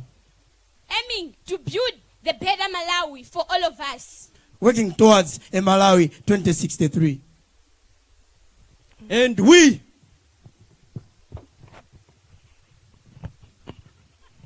are ready to go save the world on fire. Thank you. Yeah, thank you. Yeah.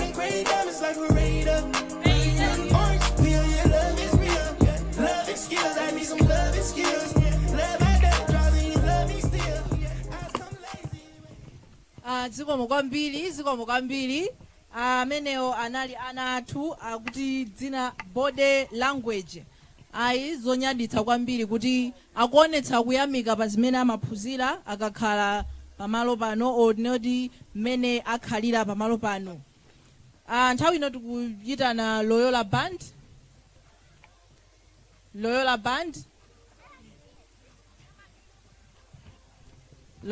nthawi ino ndi anu. Kenako Peace Pili azikonzeka.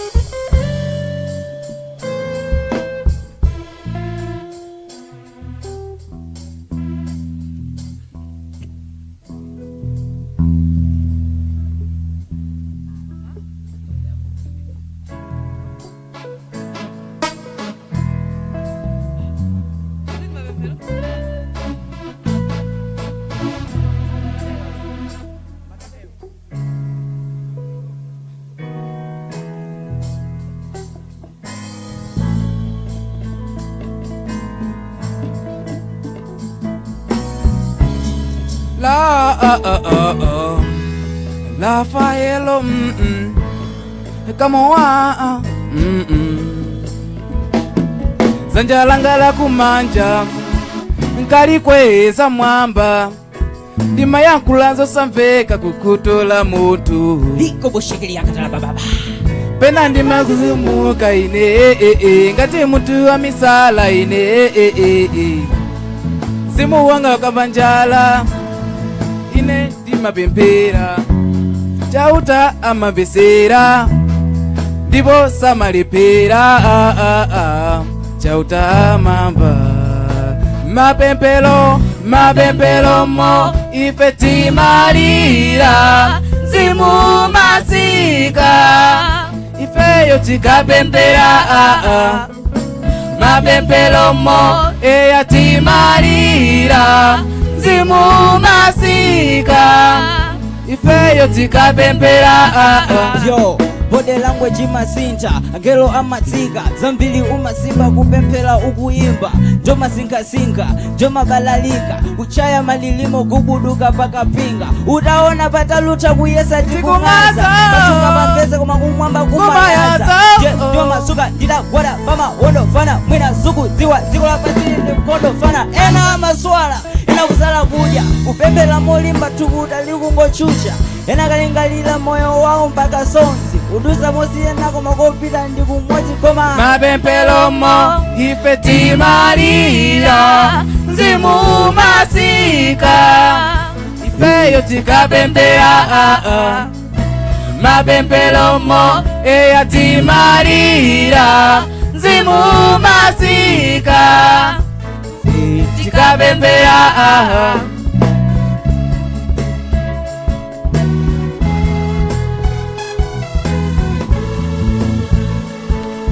Are you happy? Are you happy? Oh, raise up your hands.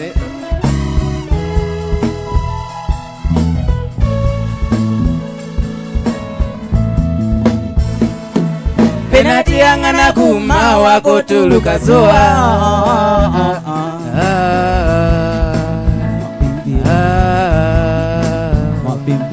Penati yangana paji zindikiro chantanda.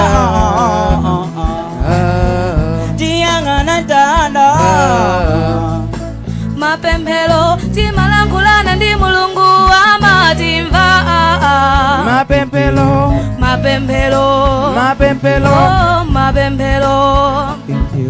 timalangulana ndi Mulungu amatimva. Mapemphero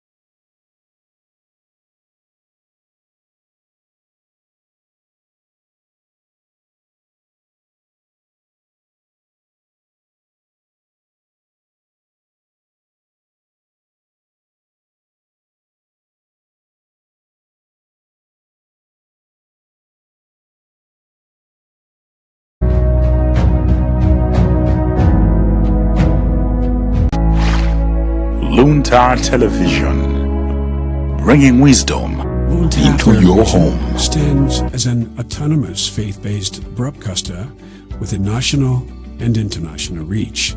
Experience the difference with Luntha Television, where innovation meets experience. Our dedicated team, backed by cutting-edge technology, ensures seamless execution and unparalleled results. Luntha guarantees credibility and professionalism in all its endeavors and services. We offer, among this, production and broadcasting of jingles, music videos, narratives, documentaries, press services and programs on location or outside, live broadcasting of mass and other church functions, government or indoor functions, and political rallies, creation and broadcasting of special programs, sponsored content, sports and entertainment, and advertising for small, medium and large enterprises. All services are offered at competitive prices. Tune in daily to catch Luntha Television on Zuko on channel 51, Starsat channel 474, Star Times channel 474, Topstar 474, Pliekilier 007, Go TV on channel 8.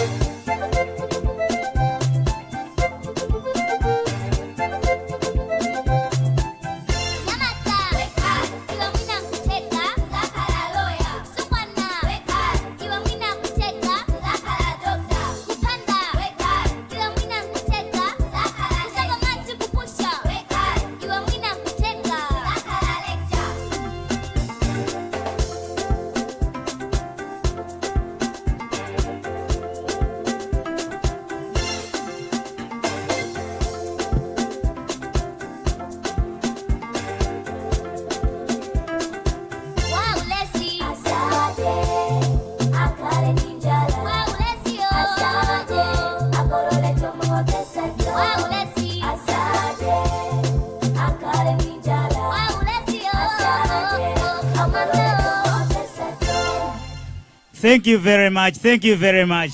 A big hand for Peace Pili. A big hand. You may wish to know Peace Pili anali mmodzi wa oimba a nyimbo za uzimu chaka chatha amene anasankhidwa kuti apikisane nawo pa mpikisano wa Entertainers of the Year. Mwanayi akuphunziranso pano ali form 1. Nkhani yosangalatsa zikomo kwambiri. Pakali pano tiyitane a deputy academics, a head teacher ndi a guest of honor kuti aperekenso mphatso zina abwere patsogolo pano. Ndiye malingana ndi nthawi adije dikirani kayi pang'ono. Malingana ndi nthawi ndimafuna kuti tipangeko zinthu mwachangu. Tiyapempha kuti amene akupereka mphatso akhalire ready. Tikangoyitana dzina akamera, tiyitana dzina changu kujambula njalatu eti tabwerera phwando tu pano eti etu ndiye tifuna phwando litheke. Ndiye apapa zikhala zachangu ndithu. Okay. Guest of honor ahead ndi okay taona kuti okay a deputy academics tibwereso kutsogolo.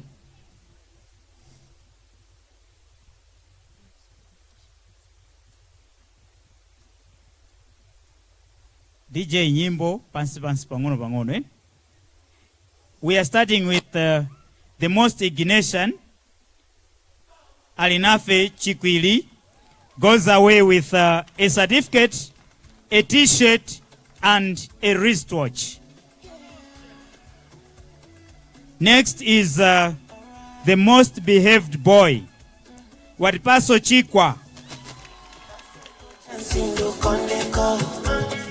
t-shirt and certificate. Next is most behaved girl, Caroline Mtendele, t-shirt, certificate. Most improved behavior girl, Esnat Mvula, t-shirt and certificate.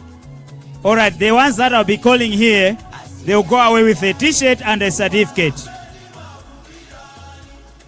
Best Student Council Representative Boy, Innocent Jefta.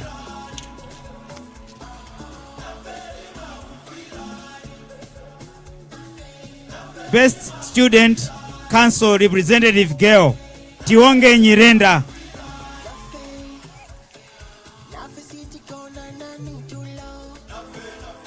Most entertaining girl, Priscilla Mataka. Most entertaining boy, Georgie Chintiko. Smartest girl, Chanju Saka. Smartest boy, Love More Mitambo. Best English speaker, Rika Guatamanda.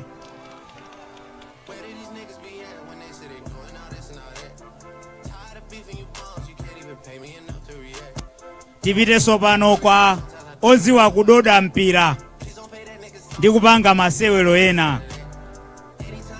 Odziwa kusewera mpira wa miyendo, Nomsa Sauli. Odziwa kusewera masewero ajamati basketball, Watipaso Chikwa.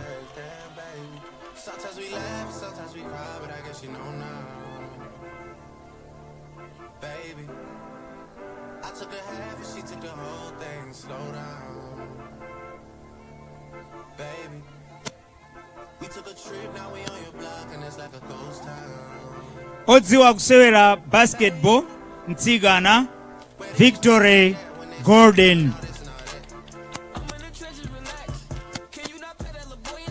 Odziwa kudoda mpira wa miyendo Nyamata, Blessings Simon. Odziwa kusewera mpira wa Mtsigana, Dorothy Kamanga.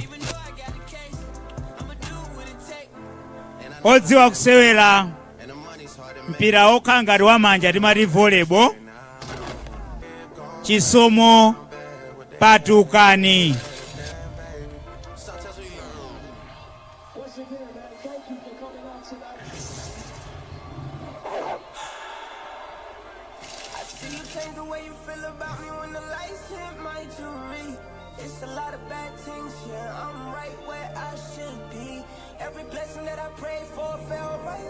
Mtsikana odziwa kusewera volleyball, Chanju Saka. Mnyamata amene amatha kuthamanga. Any guess? Si Jordan amene uja. Jordan ndi nickname chifukwa chakuti ndi wantali ngati Jordan. Komadi mwakhoza. Blessing Simon, bweraso kusogolo kunoza ndile mpaso ina. T-shirt ndi certificate. Imodzi ya sports master. Wamva wapase. Sinuzwati ndani. Okay, zikomo. Odziwa kuthamanga mtsikana. Marvelous Singini.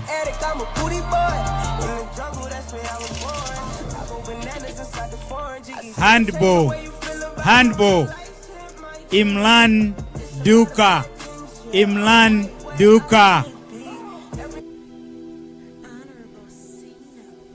Aba boka DJ dwapo pang'ono. Situzwati fuati naneso nimakonda sports, chess, makolo mundimvesese. A DJ taimanikaye pang'ono. Ngati pali masewero amene Loyola yatchuka nawo kwambiri, ndi masewero amene timati chess. Ndipo tikufuna makolo akufuna kwabwino apitirize kumasapota ma players a chess kuti apite patali. Chess yatipindulira kwambiri ngati school pa 10 years. Zaka zitatu zimene zapitazi timu ya chess ikumapanga participate in national finals.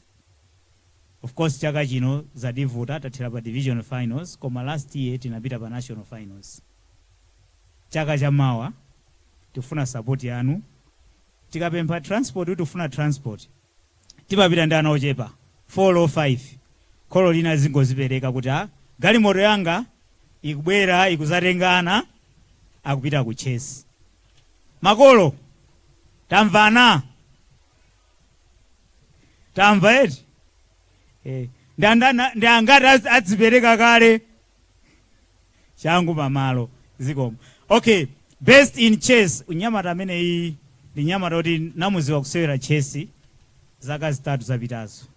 Ali form 2 panopo ali form 4. Paja ndinda ndiemweyo Chikondi Joseph. Amene ndi dolo. Olo ineyo sindimadziwa kuti odi luso limene lili analitenga kuti. Nyamatayi afunika recognition yapadera. Zikomo kwambiri ukapitirize upere kusewera chess. Mituta mkalasi sopano. Makolo konzekani ndi mphaso. Awa ndi ana okuti aphunzitsi amataka chonga ndikubwereramonso kuchonga kuona kuti mwana wakhoza 101 out of 100. Tikuyambira agriculture, they will go away with a certificate, a t-shirt and a maths instrument. Best in agriculture, Kefas Chisomo. Best in biology, Peter Jana. Just life, that's how it is, 'cause we have our strengths and weaknesses. Oh, I have vision. Best in Bible knowledge. Yes, sir, this one is going to become the next pastoral director. And can see ahead, another the best pastoral director, Dalitso Mike. Best in chemistry, Ayi mwana uyuyu makolo ngati mulipo, mwana uyuyu makolo ngati mulipo, mwana uyuyu mumuone mwapadera, muone mwapadera. Ndikunchuraso anabwera. Ene guess ndana mene nda mumamuziwa eti nde iniyo mwazika potani. Peter jana abwerenso, Peter jana abwerenso. Makolo muli kuti chabwino. Best in chichewa odziwa chiyankhulotu chankalasi komanso choyankhula Yohane Benson amene azathandiza technology nsogolo muno. Best in computer studies Calling Sapangwa.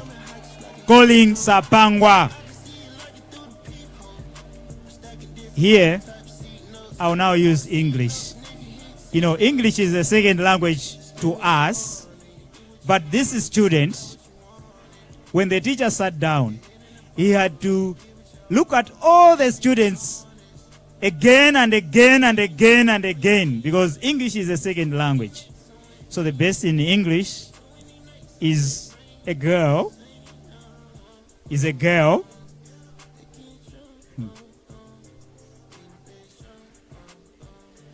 Can we guess?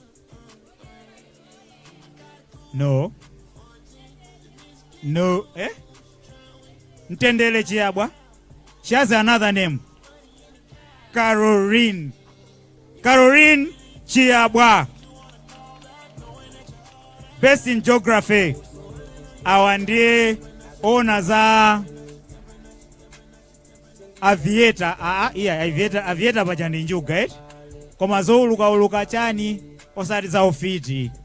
Geography nieni Mawambeta Levson. Best in history Kefas Chisomo Zopika. I don't know if this girl has contributed to cooking today. If she hasn't, then she has to go and help us. She came for another category, and here again she goes away with a certificate, a t-shirt, and a maths instrument. Golden victory. The two categories that I'm going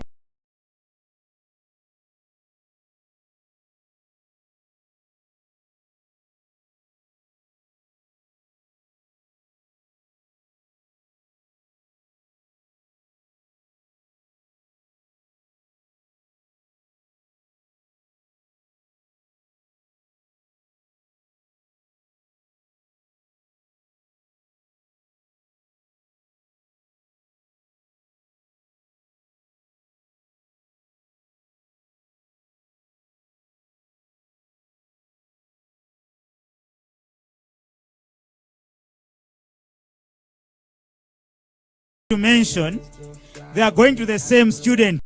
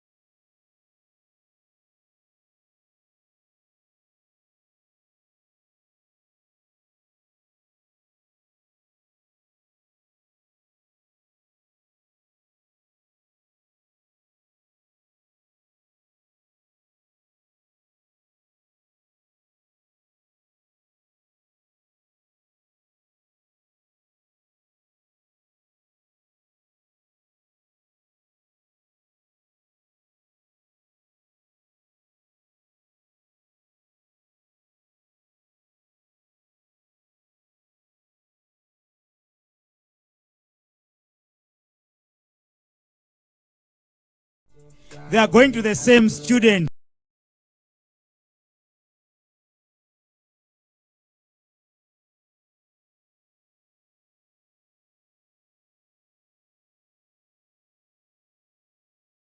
Luntha Television stands as an autonomous faith-based broadcaster with a national and international reach. Experience the difference with Luntha Television, where innovation meets experience. Our dedicated team, backed by cutting-edge technology, ensures seamless execution and unparalleled results. Luntha guarantees credibility and professionalism in all its endeavors and services. We offer, among this, production and broadcasting of jingles, music videos, narratives, documentaries, press services and programs, on location or outside, live broadcasting of mass and other church functions, government or indoor functions, and political rallies, creation and broadcasting of special programs, sponsored content, sports and entertainment, and advertising for small, medium and large enterprises. All services are offered at competitive prices. Tune in daily to catch Luntha Television on Zuko on Channel 51, Starsat Channel 474, Star Times Channel 474, Topstar 474, Kliye 007, GoTV on Channel 807, Azam on Channel 386, and live streams on our YouTube and Facebook platforms. You can find us in Area 2 Lilongwe or can reach us on 0883-815-055. Come, let us help you grow your business. wairesi yakanema ya Luntha ndi wairesi ya mpingo wa Katolika yomwe imafikira anthu onse mdziko la Malawi komanso maiko akunja. Zina mwa zomwe wairesi imachita ndi monga kujambula ndi kuwulutsa mauthenga ndi mapulogalamu osiyanasiyana ndi cholinga chofuna kukudziwitsani, kukuphunzitsani komanso kukusangalatsani, kujambula nyimbo za makwaya komanso oyimba ena, kukonza ndi kujambula mapulogalamu osiyanasiyana okhudza za umoyo, maphunziro, chilungamo ndi mtendere, maufulu a anthu, zachilengedwe ndi zagwidwe ka ntchito pakati pa amayi ndi abambo, kujambula ndi kuwulutsa miyambo ya mapemphero, misonkhano ya mabungwe osiyanasiyana ngakhalenso zipani za ndale, komanso kuthandiza kutukula ochita malonda ang'onoang'ono ndi akulu omwe powalengezera malonda awo. Zonsezi zimatheka pa mitengo yokambirana. Onerani kanema wa Luntha pa machanelo awa: Starsat Channel 474, Star Times Channel 474, Topstar Channel 474, Zuku Channel 51, Kliye Channel 007, GoTV Channel 807, Azam Channel 386. Komanso mutha kutitsatira ndi kuonera mapulogalamu osiyanasiyana pa Luntha Television Facebook page komanso Luntha TV Official pa YouTube. Mutha kutipeza ku maofesi athu ku area 2 mu mzinda wa Lilongwe kapena kuimba foni pa manambala awa 0994 442 058 kapena 0883 815 055. Bwerani kuti tikuthandizeni kuti ntchito zanu zionekere kwa anthu. Luntha Television, kubweretsa Luntha pa khomo panu.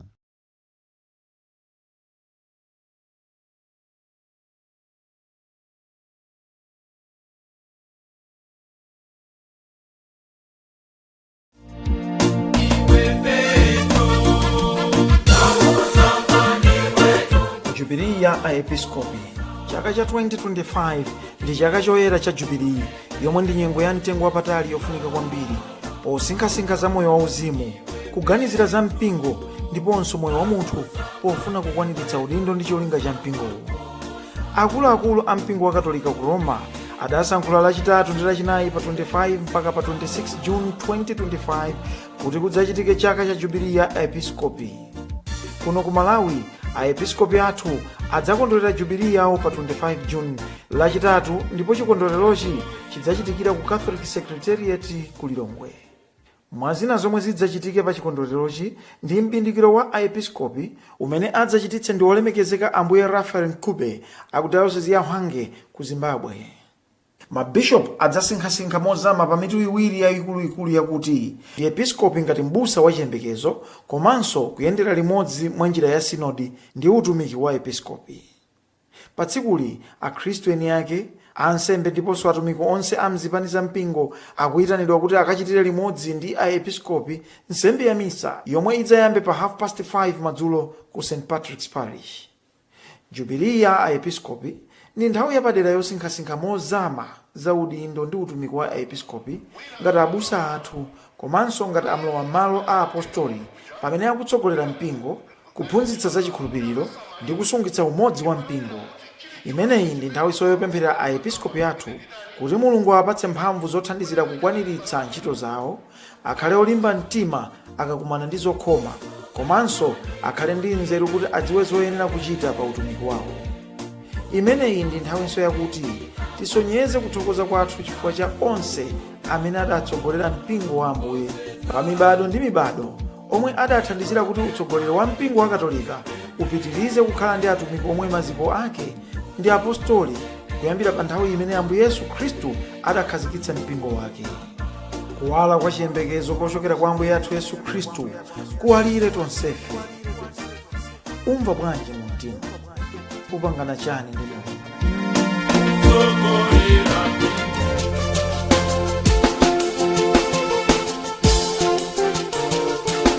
Nachi chidziwitso kupita kwa atsikana omwe ali ndi khumbo lofuna kukhala asisteri mu chipani cha asisteri a Divine Providence.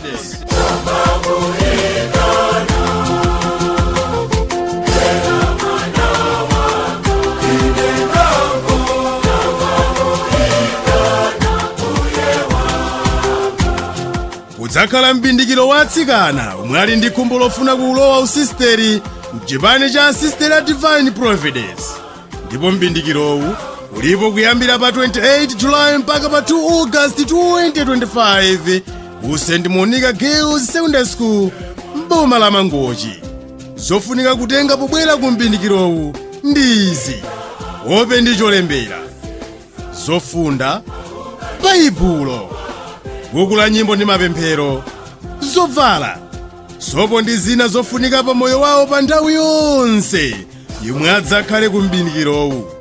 Atsikanawa akhale a Form 1 mpaka Form 4 kapena omwe analemba kale mayeso a Form 4 ndi omwe ali kale pa ntchito, onsewa ndi olandiridwa.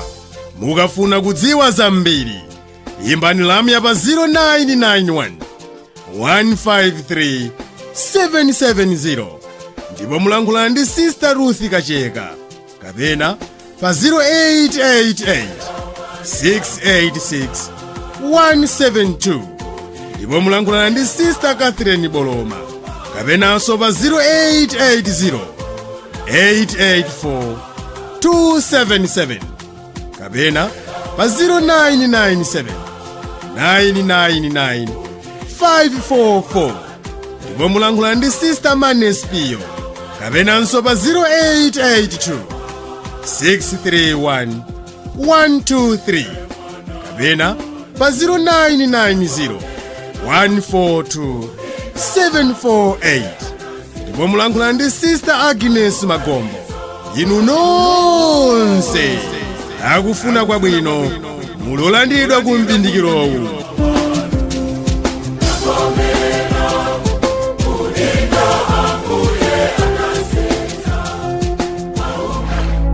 Luntha Television, bringing wisdom into your home.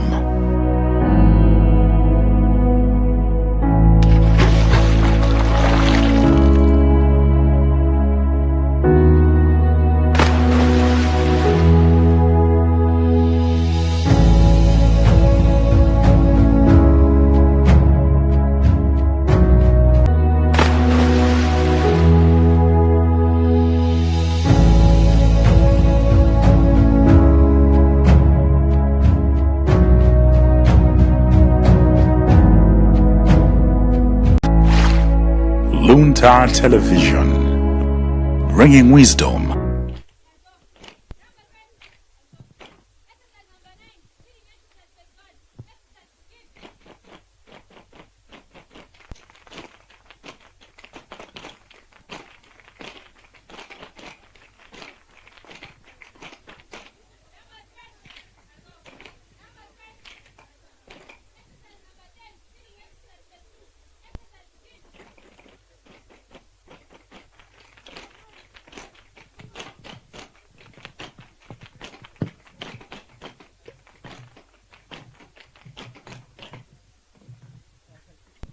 Thank you very much. Thank you very much. I like this exercise. It requires coordination. Thank you. Thank you. DJ. Panthawi ino tapempha agogo atiye rather kuti atilankhule akamaliza atiye kutilankhula tapempha a commissioner a Central East Police Region nawonso athirepo ndemanga pamwambo uno. Manja mwa agogo.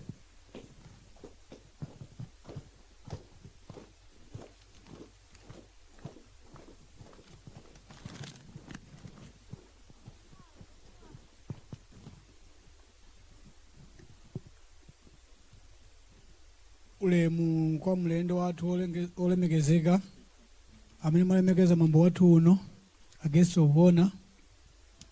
Ulemu amayi athu a commissioner of police Kasungu timakunyadilani mapezeka mafunction ambiri kamakhala nawo ulandiye ulemu. Ulemu a headmaster and staff yanu. Ulemu makolo tonse ametabwera pamwambo umene ukuchitika pano wana athu amene ali kuno. Ulemuso kwa eni ake mwambo ino ana athu a skulu amene mwatichotsa manyazi tsiku la lero pazochitika zambiri zimene mwakhala mukupanga panopa tikunyadileni. Munapempha kuti agogo senior chief masalankhule.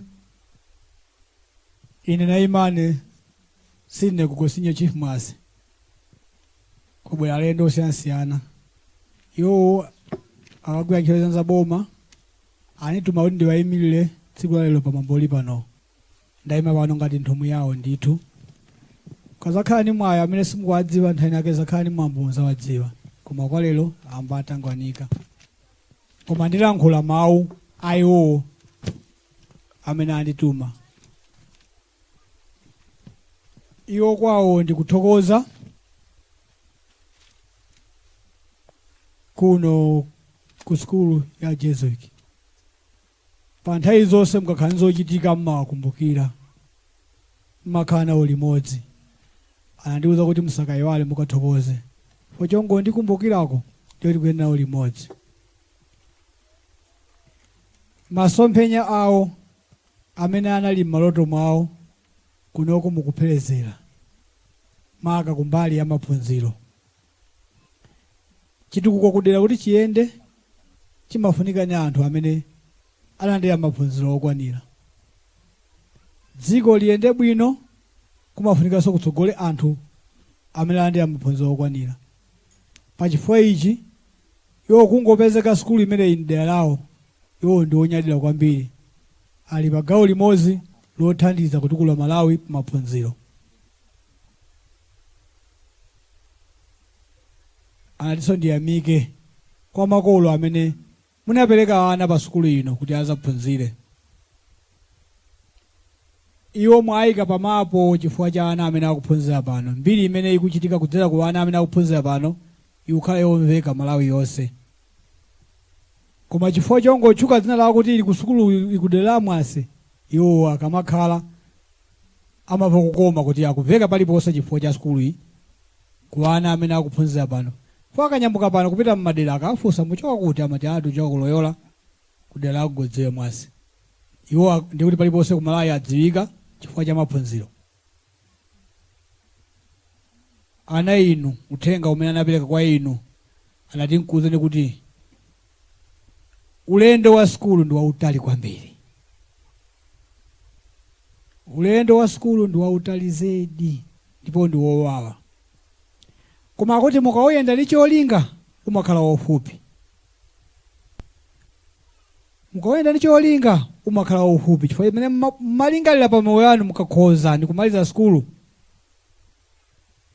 umafupika chifukwa mmakhala mukupanga zanu zimene munalinga. Mmatukimikira dziko pa chitukuko chosiyanasiyana.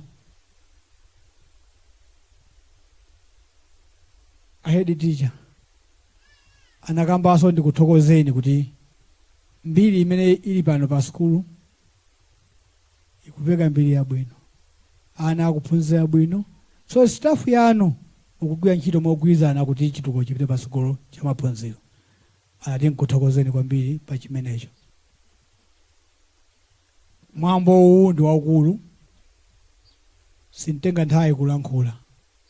Chachikulu pano chongothokoza kuti mwatilemekeza kusakhala nafe. Ana inu ndimafuna nkulimbikitseni, awa simatera amaphunziro, ichi ndi chiyambi cha maphunziro. Mafuna nkupempheni kuti mawiki awiri akubwerawa khani chidwi ndi mayeso kuti tupanga apazi mawazi kupindulireni. Ndi mawu amenewo thokoze wina aliyense amene ali nawo pamwambo uno kuti mwatilemekeza kuno kwako kwa Juma pa senior chief mwase kukhala nafe limodzi pamwambo uli pano. Tikusangala kuti pakwana zaka 10 pakupangidwa maphunziro pano pa Loyola. Tithokoze mpingo wa Chikatolika chifukwa chotengapo gawo lalikulu kwambiri kutilemekeza kuno kwathu pa maphunziro. Ndi mawu amenewo zikomo kwambiri, zikomo kwambiri. Manja muja. Zikomo. Pa nthawi ino tiyitana sub inspector Tumaleni Tibu ndi amene atilankhule. Akamaliza kulankhula tikhala ndi performance yomaliza Eunice Abigail and Asante akuti ali ndi nyimbo yapadera ya farewell nda form 4 sewa. Zikomo. Thank you very much. I know you are very proud just because you are living this place. I just have a short speech for you. I feel greatly honored this afternoon, to preside over the grand and auspicious function. Allow me to expand my heartfelt gratitude for the invitation. Let me also thank the management and staff of Loyola Jesuit Secondary School for raising such young and brilliant students. And I know these students are going to make it to the University of Malawi. Boys and girls, I know you are extremely excited to leave this campus and start a new life, which will be full of responsibilities and challenges. And you are the only ones to fully take in charge of yourselves, because any slight mistake would ruin the entire future. Mind you, having a Malawi school certificate of education doesn't mean you have done it in life, but rather a start to your tertiary education. But for you to achieve all these things, we have to refrain from sexual relationships, which would end up forcing you into child marriages, unwanted pregnancies, and contracting sexual transmitted diseases. Boys and girls, it's a pity to us to see young people like you missing your destiny because of drugs and alcohol abuse. You can say you are going to the world, but what you have to know is that the world you are moving into accommodates smart people who are not carried away by peer pressures, who fear drugs and alcohol, and this may lead to mental illness.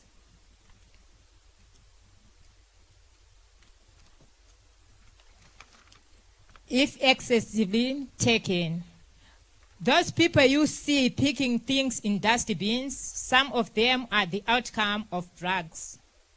Lastly but not least, as We are going towards campaign period. I urge you to stay away from political violence, which may lead to your arrest and destroy your dreams. You are our future leaders, and you need to prepare for your destiny through education, not violence. Watch out and run away and resist violence and vandalism. I believe you are set for the examinations, so there's no need to cheat. Apply the knowledge you have and make good use of it. Thank you for lending me your ears. God bless you all.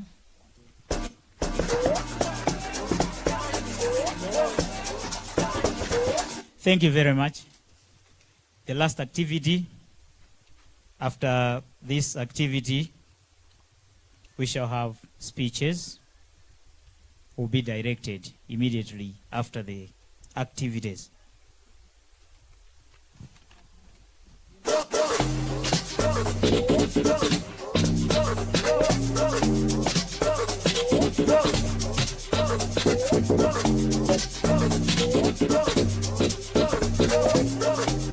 Okay. After Asante and friends are done, we shall have a speech from the Education Division Manager. Thank you.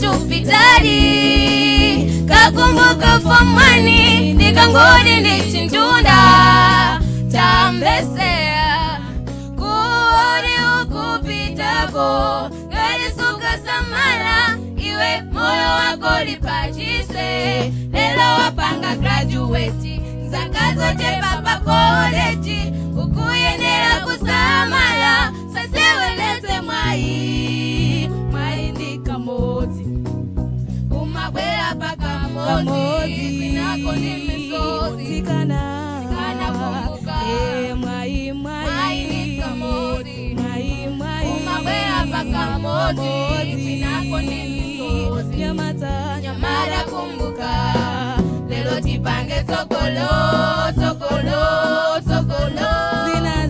zinazi pambuyo koma sokolo titani zinazi pambuyo koma sokolo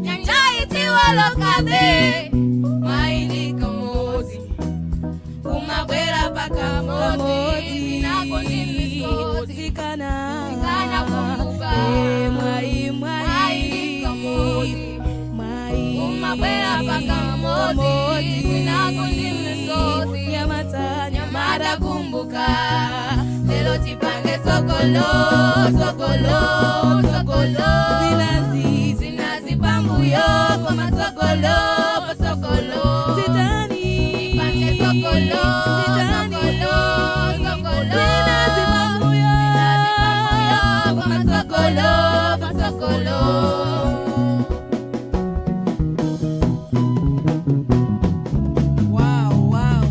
Thank you, Eunice, Abigail, and your friends. Thank you very much. Thank you very much. At this juncture, I would like to call the education, the EDM, Education Division Manager, to give us a speech. Tawino tibempanao IDM ati peregere nditu ndemanga pamwambo watu watsigula lero. Ingene namajenze stoksini bakusho ukuthi ngithethe malini inezwa kaluthilili.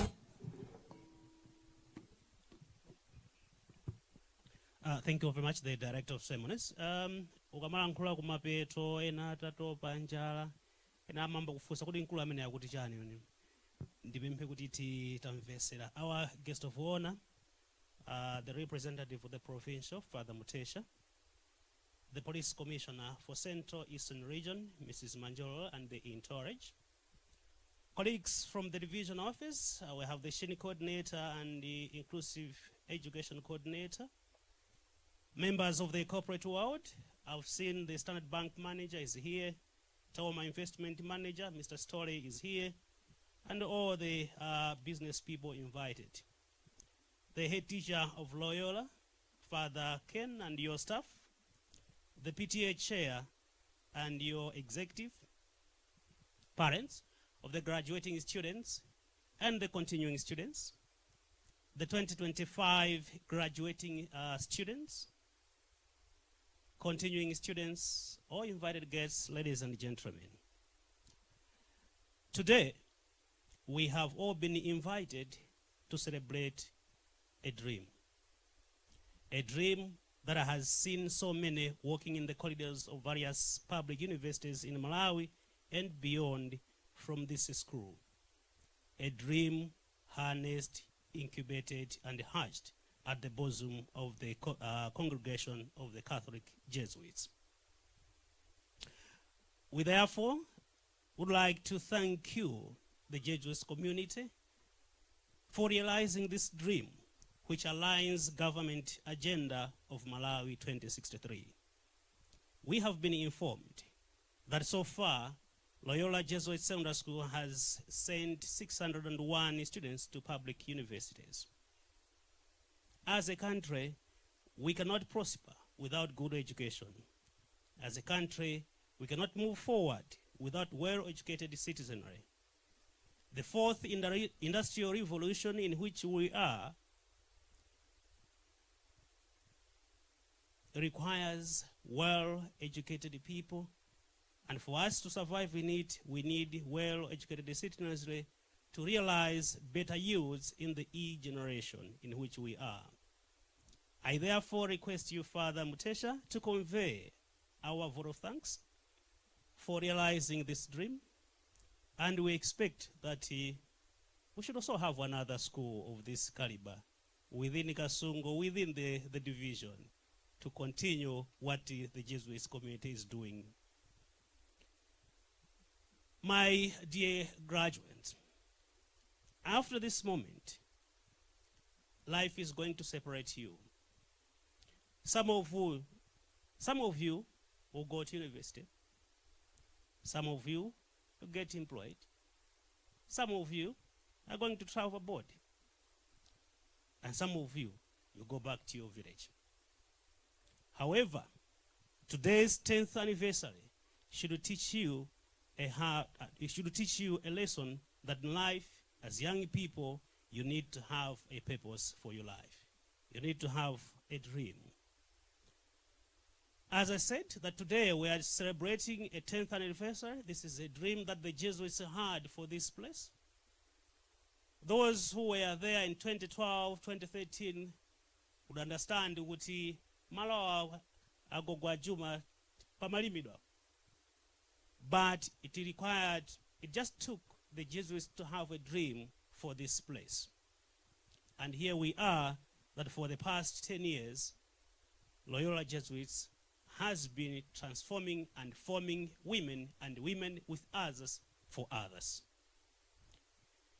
You need to challenge yourself, and you need to have a purpose for your life. What is it that you have a dream for your future? Where do you want to be in the next 5 years? What about your dream for your country? Life without a dream is like a ship sailing in the water without a captain. Any direction that the wind blows, the ship moves into that direction. But if you have a purpose for your life, you stand strong to realize your dream. It is a dream for every parent to his or her child to succeed in life. It is a dream for every parent to see their children excelling in life. And that success begins right now. For you to excel in life, you need to pursue what I've said as a dream. Every parent that I gathered here is expecting good results. And therefore, I urge you, the students, to leave no stone unturned in your preparation for the final examinations. Those who have traveled using airspace, they would agree with me that there are two most important instances in a plane. One, when the plane is taking off, and when a plane is landing. So when you started Form 1, you took off. And now, you're about to land off. To land down. At this moment, every member on board is advised to fasten their seatbelt. And therefore, my dear graduates, the plane is about to land. If you're not careful, you may lose it all. You have to maintain your discipline and working hard. If you misbehave during this last moment, you may spoil everything and what you have been working hard for the past 4 years. So it is very, very important that you should maintain your discipline as well as working hard. As I said, the plane is about to land. You need to fasten your seat belt. Use your education after you've graduated from this school to make positive impact in your communities. You should know that you are carrying the identity of Loyola Jesuits. People will always associate you and your behavior with Loyola Jesuit Secondary School. Therefore, it is important to maintain personal integrity and for your self-respect. At this moment, let me recognize the very important roles that various stakeholders have played so far for you to reach this far and for Loyola to maintain its legacy. We have parents who have sacrificed their resources just to see that you attain your education at Loyola Secondary Schools. I was pleased when the PTA chair mentioned that they have a program to assist needy students. And for you that you have been assisted through the PTA, through the parents, through the various donors, the best way you can say thank you is for you to pass your examinations, because that is what they have been sacrificing for. To the teachers that have spent their sleepless nights in preparing lessons to make sure you complete this syllabus, we say thank you so much. More sincere thanks to the the teachers that produced the first generation of the Form 4s. We have been informed that the first student scored 7 points and the last scored 24 points.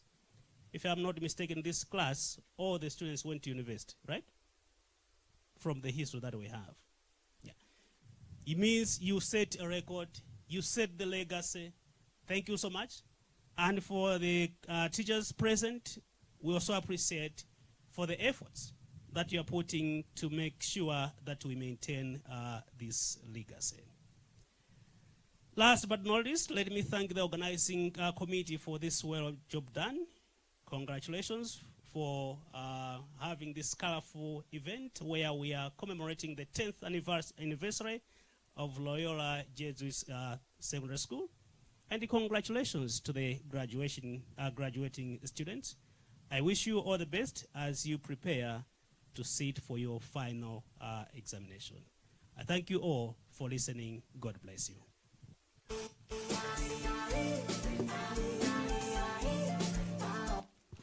Thank you very much, the EDM. Thank you very much for a wonderful speech. At this time, let me call the head teacher of Loyola Jesuit Secondary School, this school. And I would like to request him to also invite the guest of honor when he is done with the speech. So this time, the head teacher, I give this floor to you.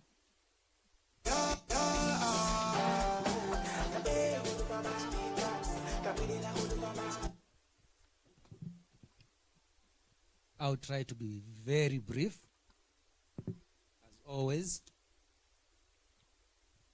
So all protocols observed. I think they have been saluted several times. Allow me to skip that part. Today is a great day for us in so many ways. And I'll do a few things a little bit different from the normal speech.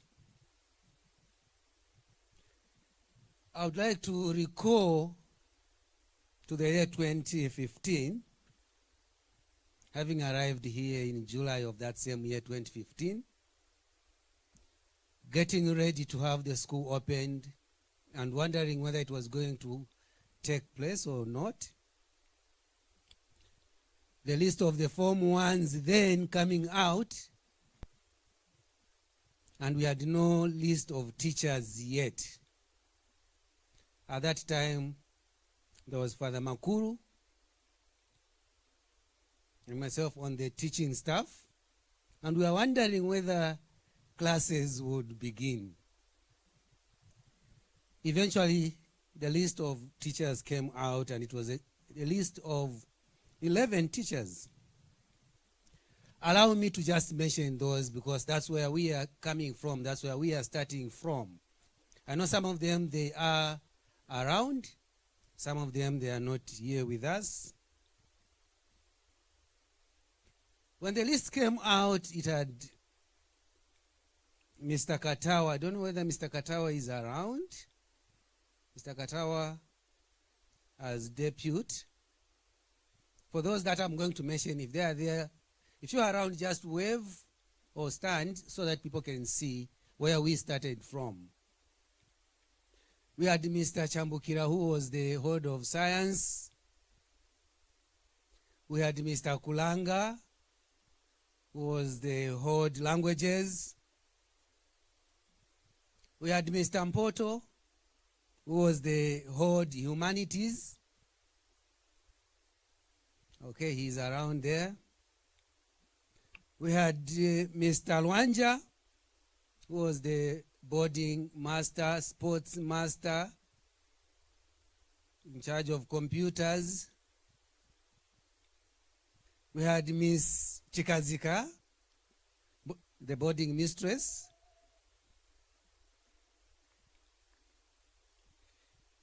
We had Mrs. Lwanja, Miss Katanga. Okay.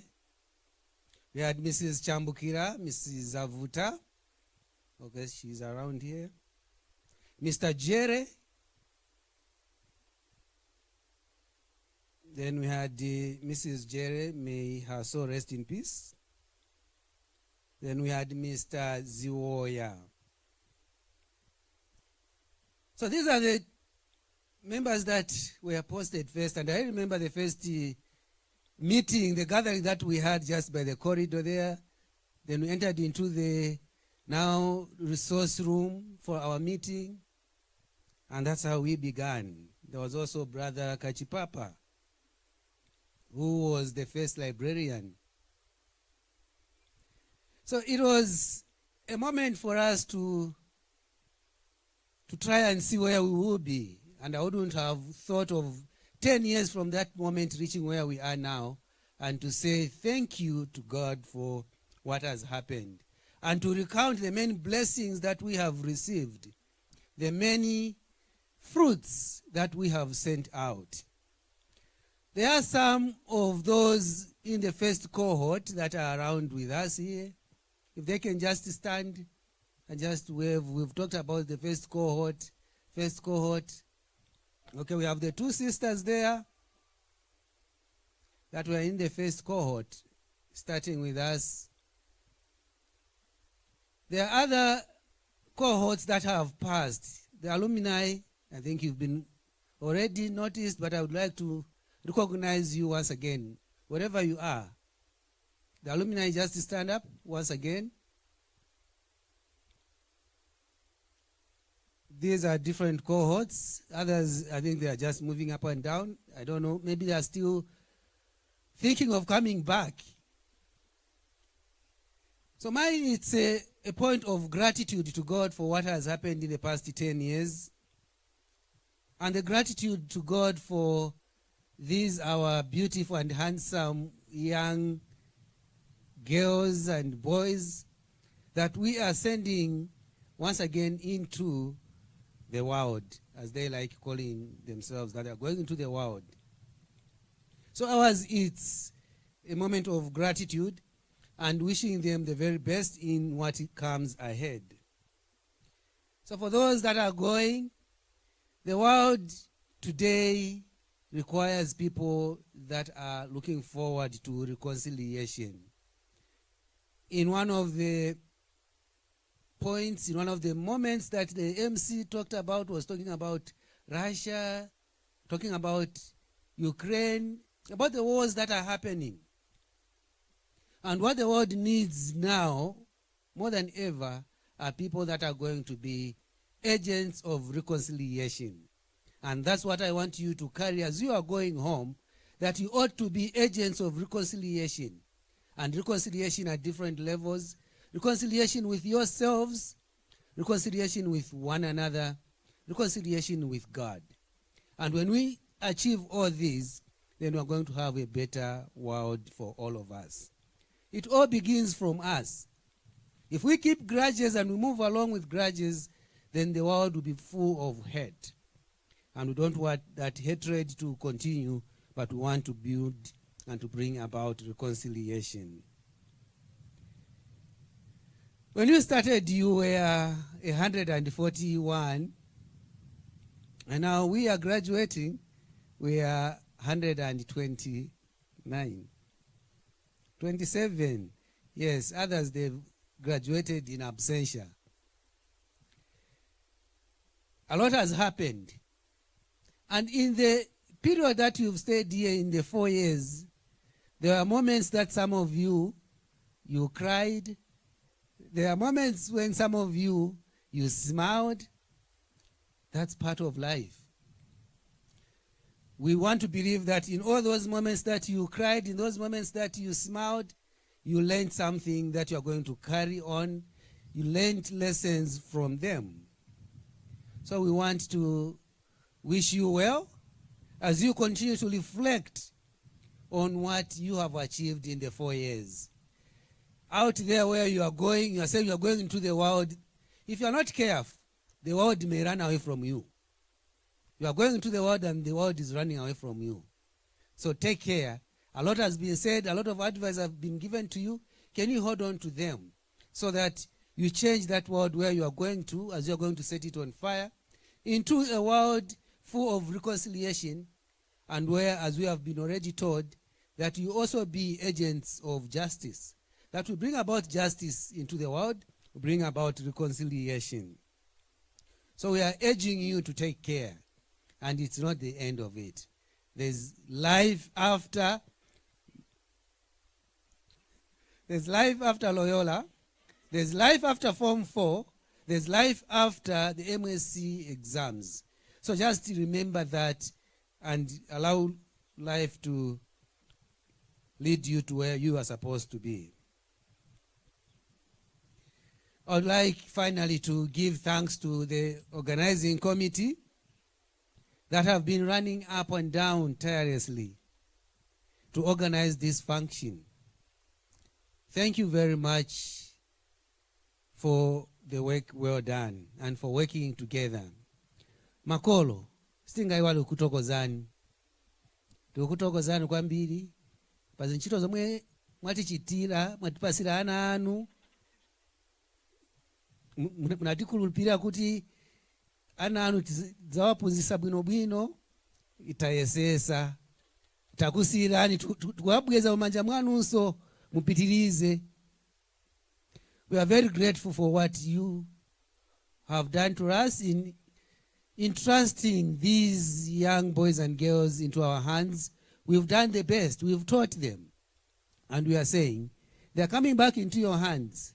We'll still be looking and trying to see what our alumni are doing, what our former students are doing out there. If you taigwira. If we see other things happening out there, zabwera kwa inuwe makolo tikufuzani. Zatani. What has happened? So that you are able to tell us what has happened. We believe we are sending into the world responsible citizens that are going to bring about change, positive change in our country and in our world.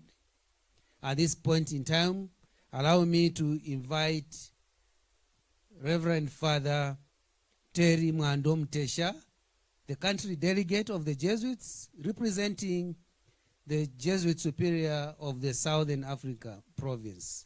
Father Terry Mtesha, please may address us.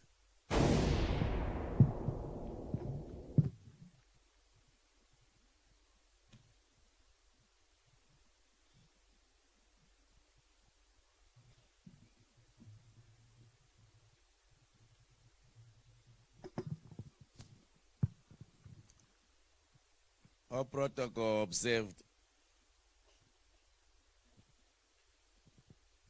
Thank you very much, the head teacher, Father Kenneth Ismalalo,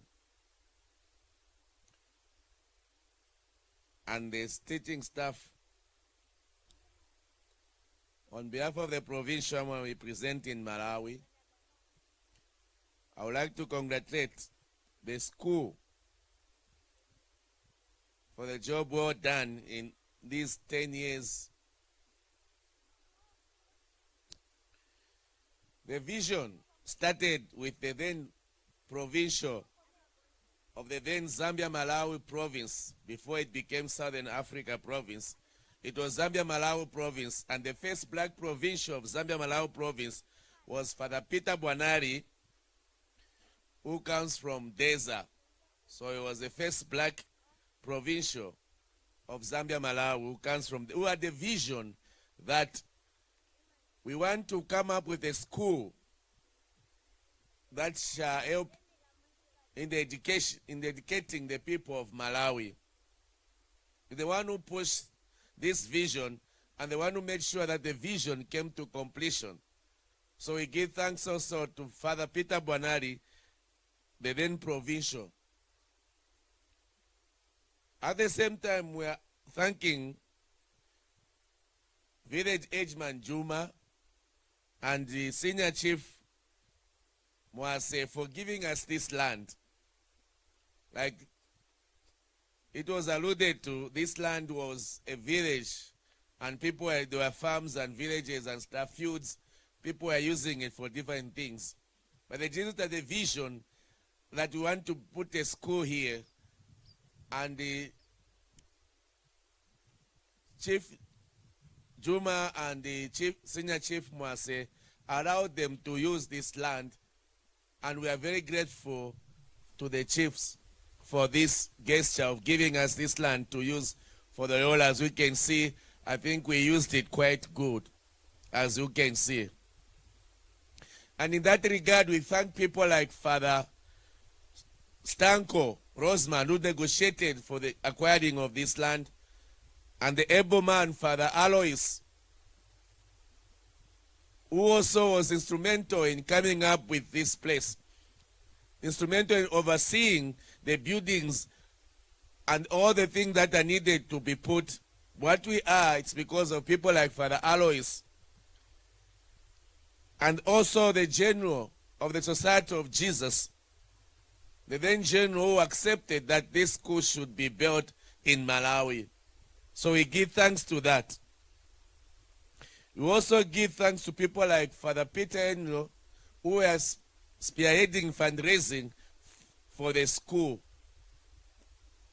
The donors who contributed their resources that the people of Malawi, the children of Malawi, could be educated through this school. We are grateful to them as well.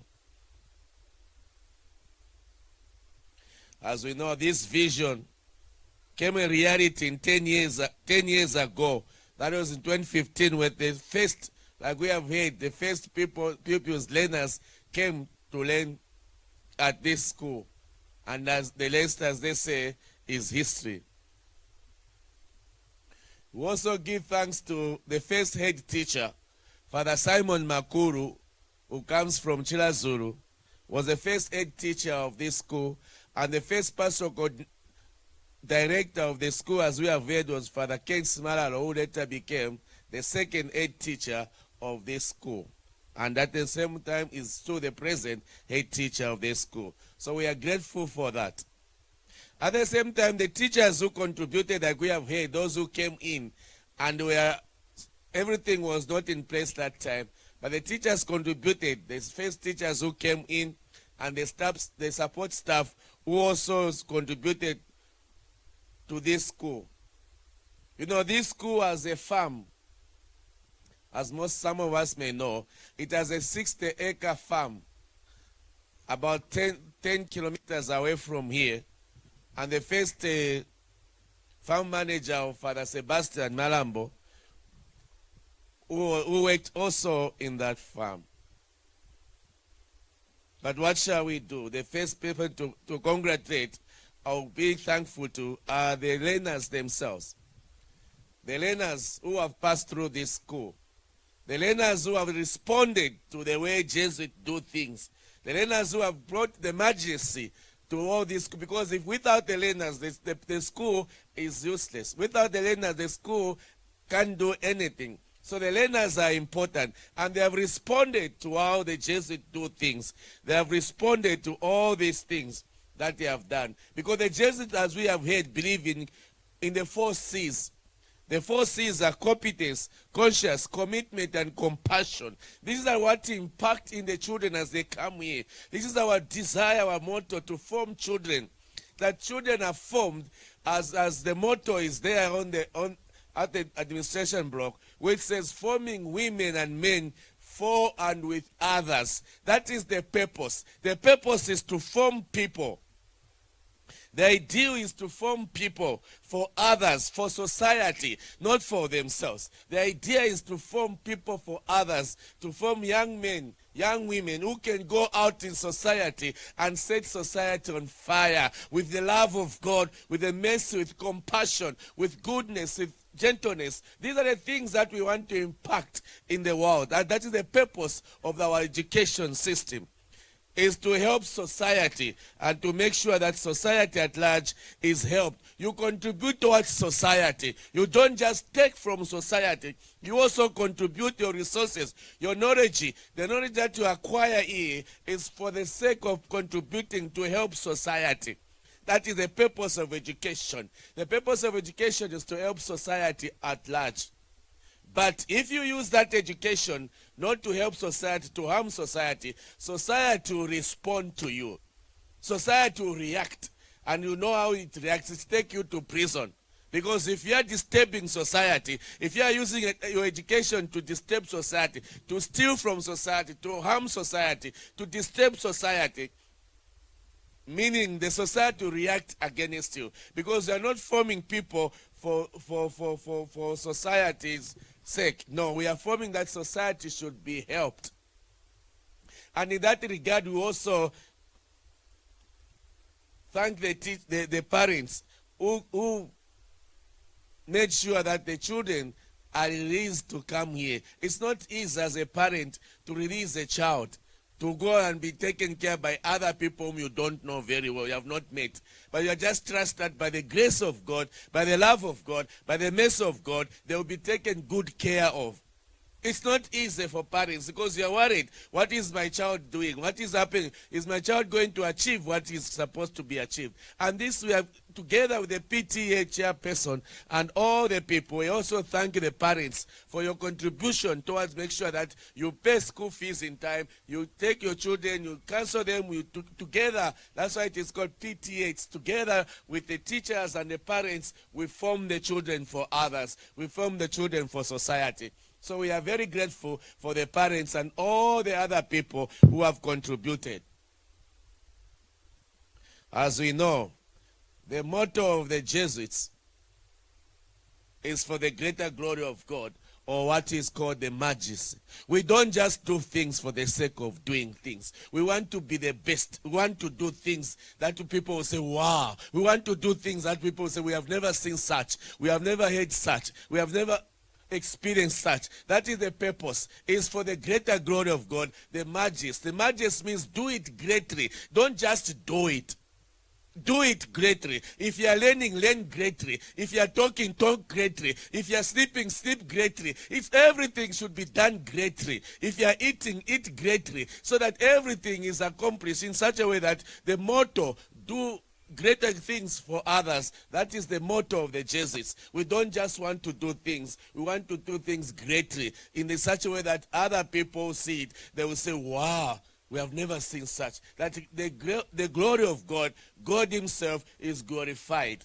And we can see that this school has contributed to the people of Kasungu. As we know that it's not only the learners that are learning here, who are boarders. There are also people in the open school who are also being, the teachers are also contributing to the open school. And the open school is also contributing to society. And this year, the last year, as I was told by the head teacher and the others, that they did very well. From the open school, the highest got here, is it 14 or 13 points. That was something. That was something that we should celebrate. So, congratulations for all the work that has gone through in this. And on the behalf of the Provincial, I thank the teachers, the teaching staff, and all the teachers and the non-teaching staff of Loyola, the parents, all the people, the pupils, the learners.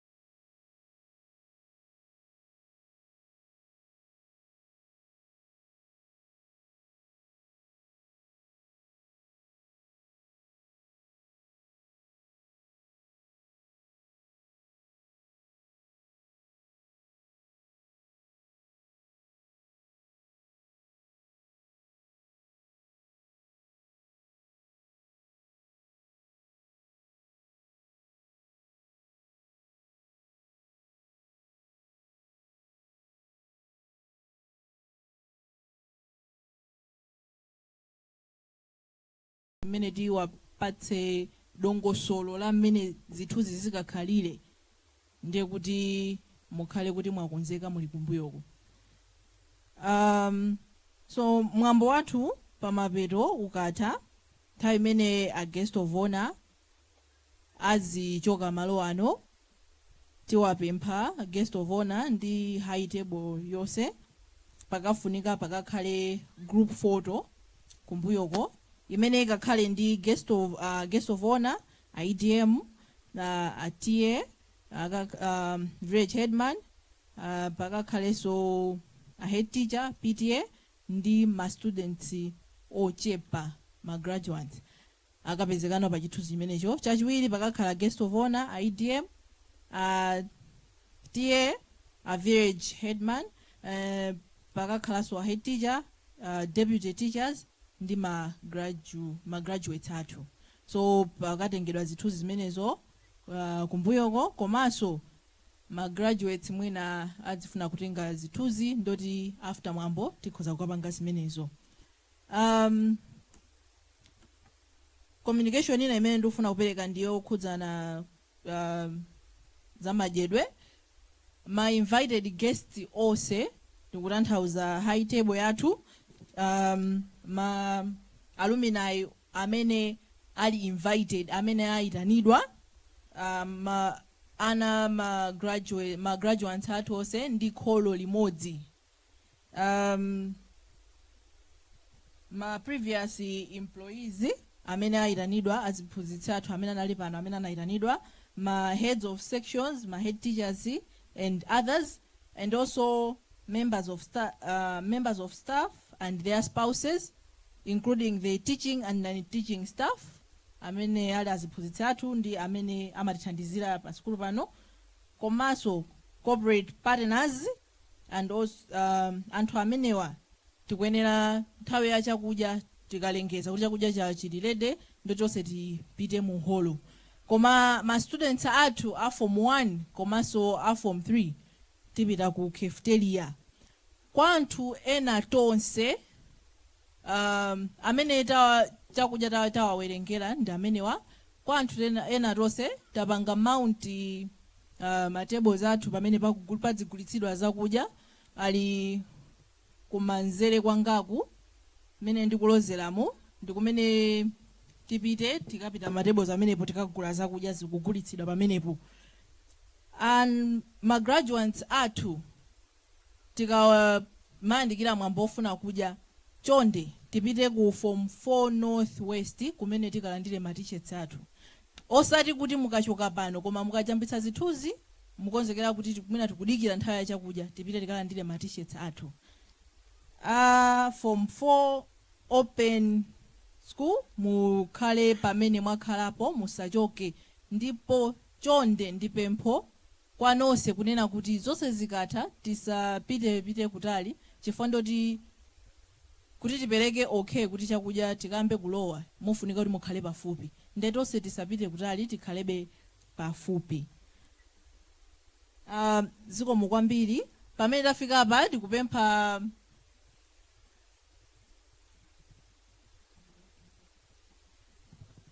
All right. Another communication that we want to make. After the group photos, the guest of honor and the head teacher, the media team would like to have an interview with you. They will guide you as to where you're going to do the interview. Another thing is that may the parents or guardians of the following students go straight to the administration after this function, before we have our luncheon. Tadala Kambala, Marvelous Singini, Faith Banda, Sanet Mayuni Zumala, Asante Msukwa, Bet Kaunda, Joanna Gamula, Farah Po, Victoria Mzingwitsa, Tadala Kukala and Tembisile Kalanda. Chonde mwambo ukata makolo ana amenewa ndamene amayang'anira apite office uko ku administration pali zina zimene tikufuna kuti tikambiranepo. Over to you. Thank you very much. Nthawi ino ndifuna tipemphe pastoral director athu kuti atitsekere mwambo. Kenako ndi nthawi imene yoti high table yathu zituluka mbwalo muno ngati kuti tamaliza mwambo wathu kuti wathera pamenepo, ndi nthawi imene adzipita guest of honor tikatha pemphero tonse tiyimirira monga mwa mwambo guest of honor athu akamatuluka. Zikomo kwambiri.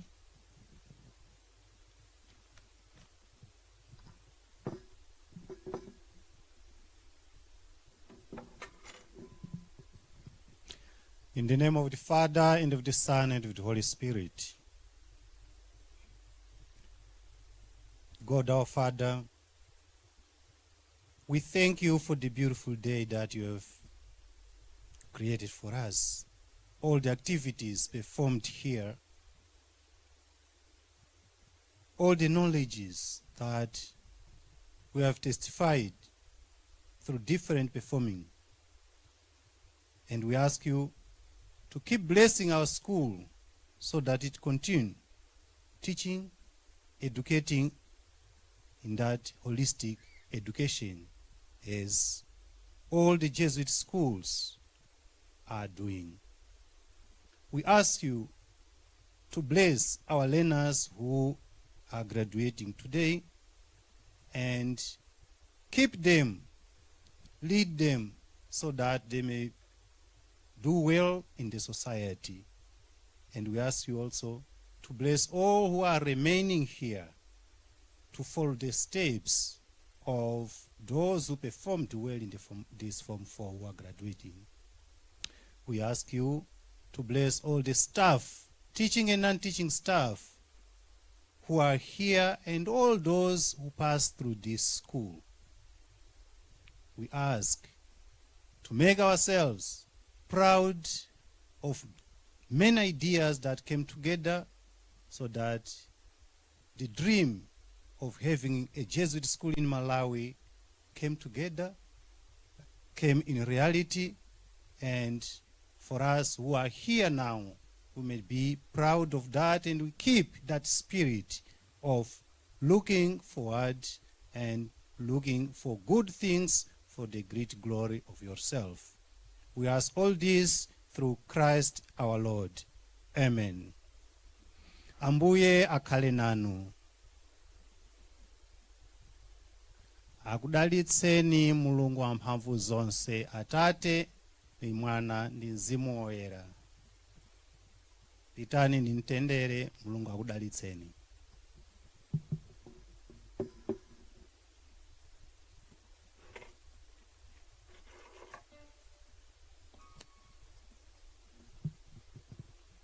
zikomo kwambiri pastoral director athu.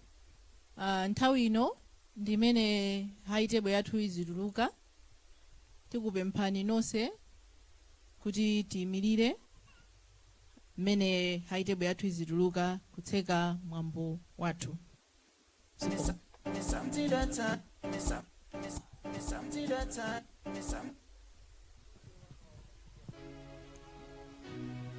Tikaterenso ndimene tamalizira ndithu mwambo wathu pano pa Luntha television, pamene tikuyamba kuti ndithu unali mwambo waukulu kwambiri, mwambo umene tikunena kuti ndithu sukulu imene ya Loyola Jesuit Secondary School yatha ndithu zaka zokwana 10 ikugwira ndithu ntchito zosiyana siyana. Taona ndithu kuti kunabwera anthu osiyana-siyana amenenso ndithu adzasangalatsa kuona kuti zonse zayenda motani. Tiyamikire kuchokera ku nthambi ya boma komanso ndithu ma traditional leaders amene ndithu alinso pompano, komanso guest of honor amene ndithu ndi Mr. Makamaka Father Terry Mtesha, komanso tikoze kwambiri makolo nonse amene munabwera kuno kudza sangalatsa ndithu kuti mwambo umene ukhale opambana, komanso tikoze kwambiri ana skulu amene ndithu mwayesetsa kuti mwambo onse ukhale opambana. Kuchokera kwa nzanga onse amene tinabwera kuno, komanso azathu ena amene ndithu anali ku studios yathu, langa dzina ndilo Mwaleja Patrick Pupa, tikoze kuti ndithu mwana amenepo pitizani kuonera ma program otsatira.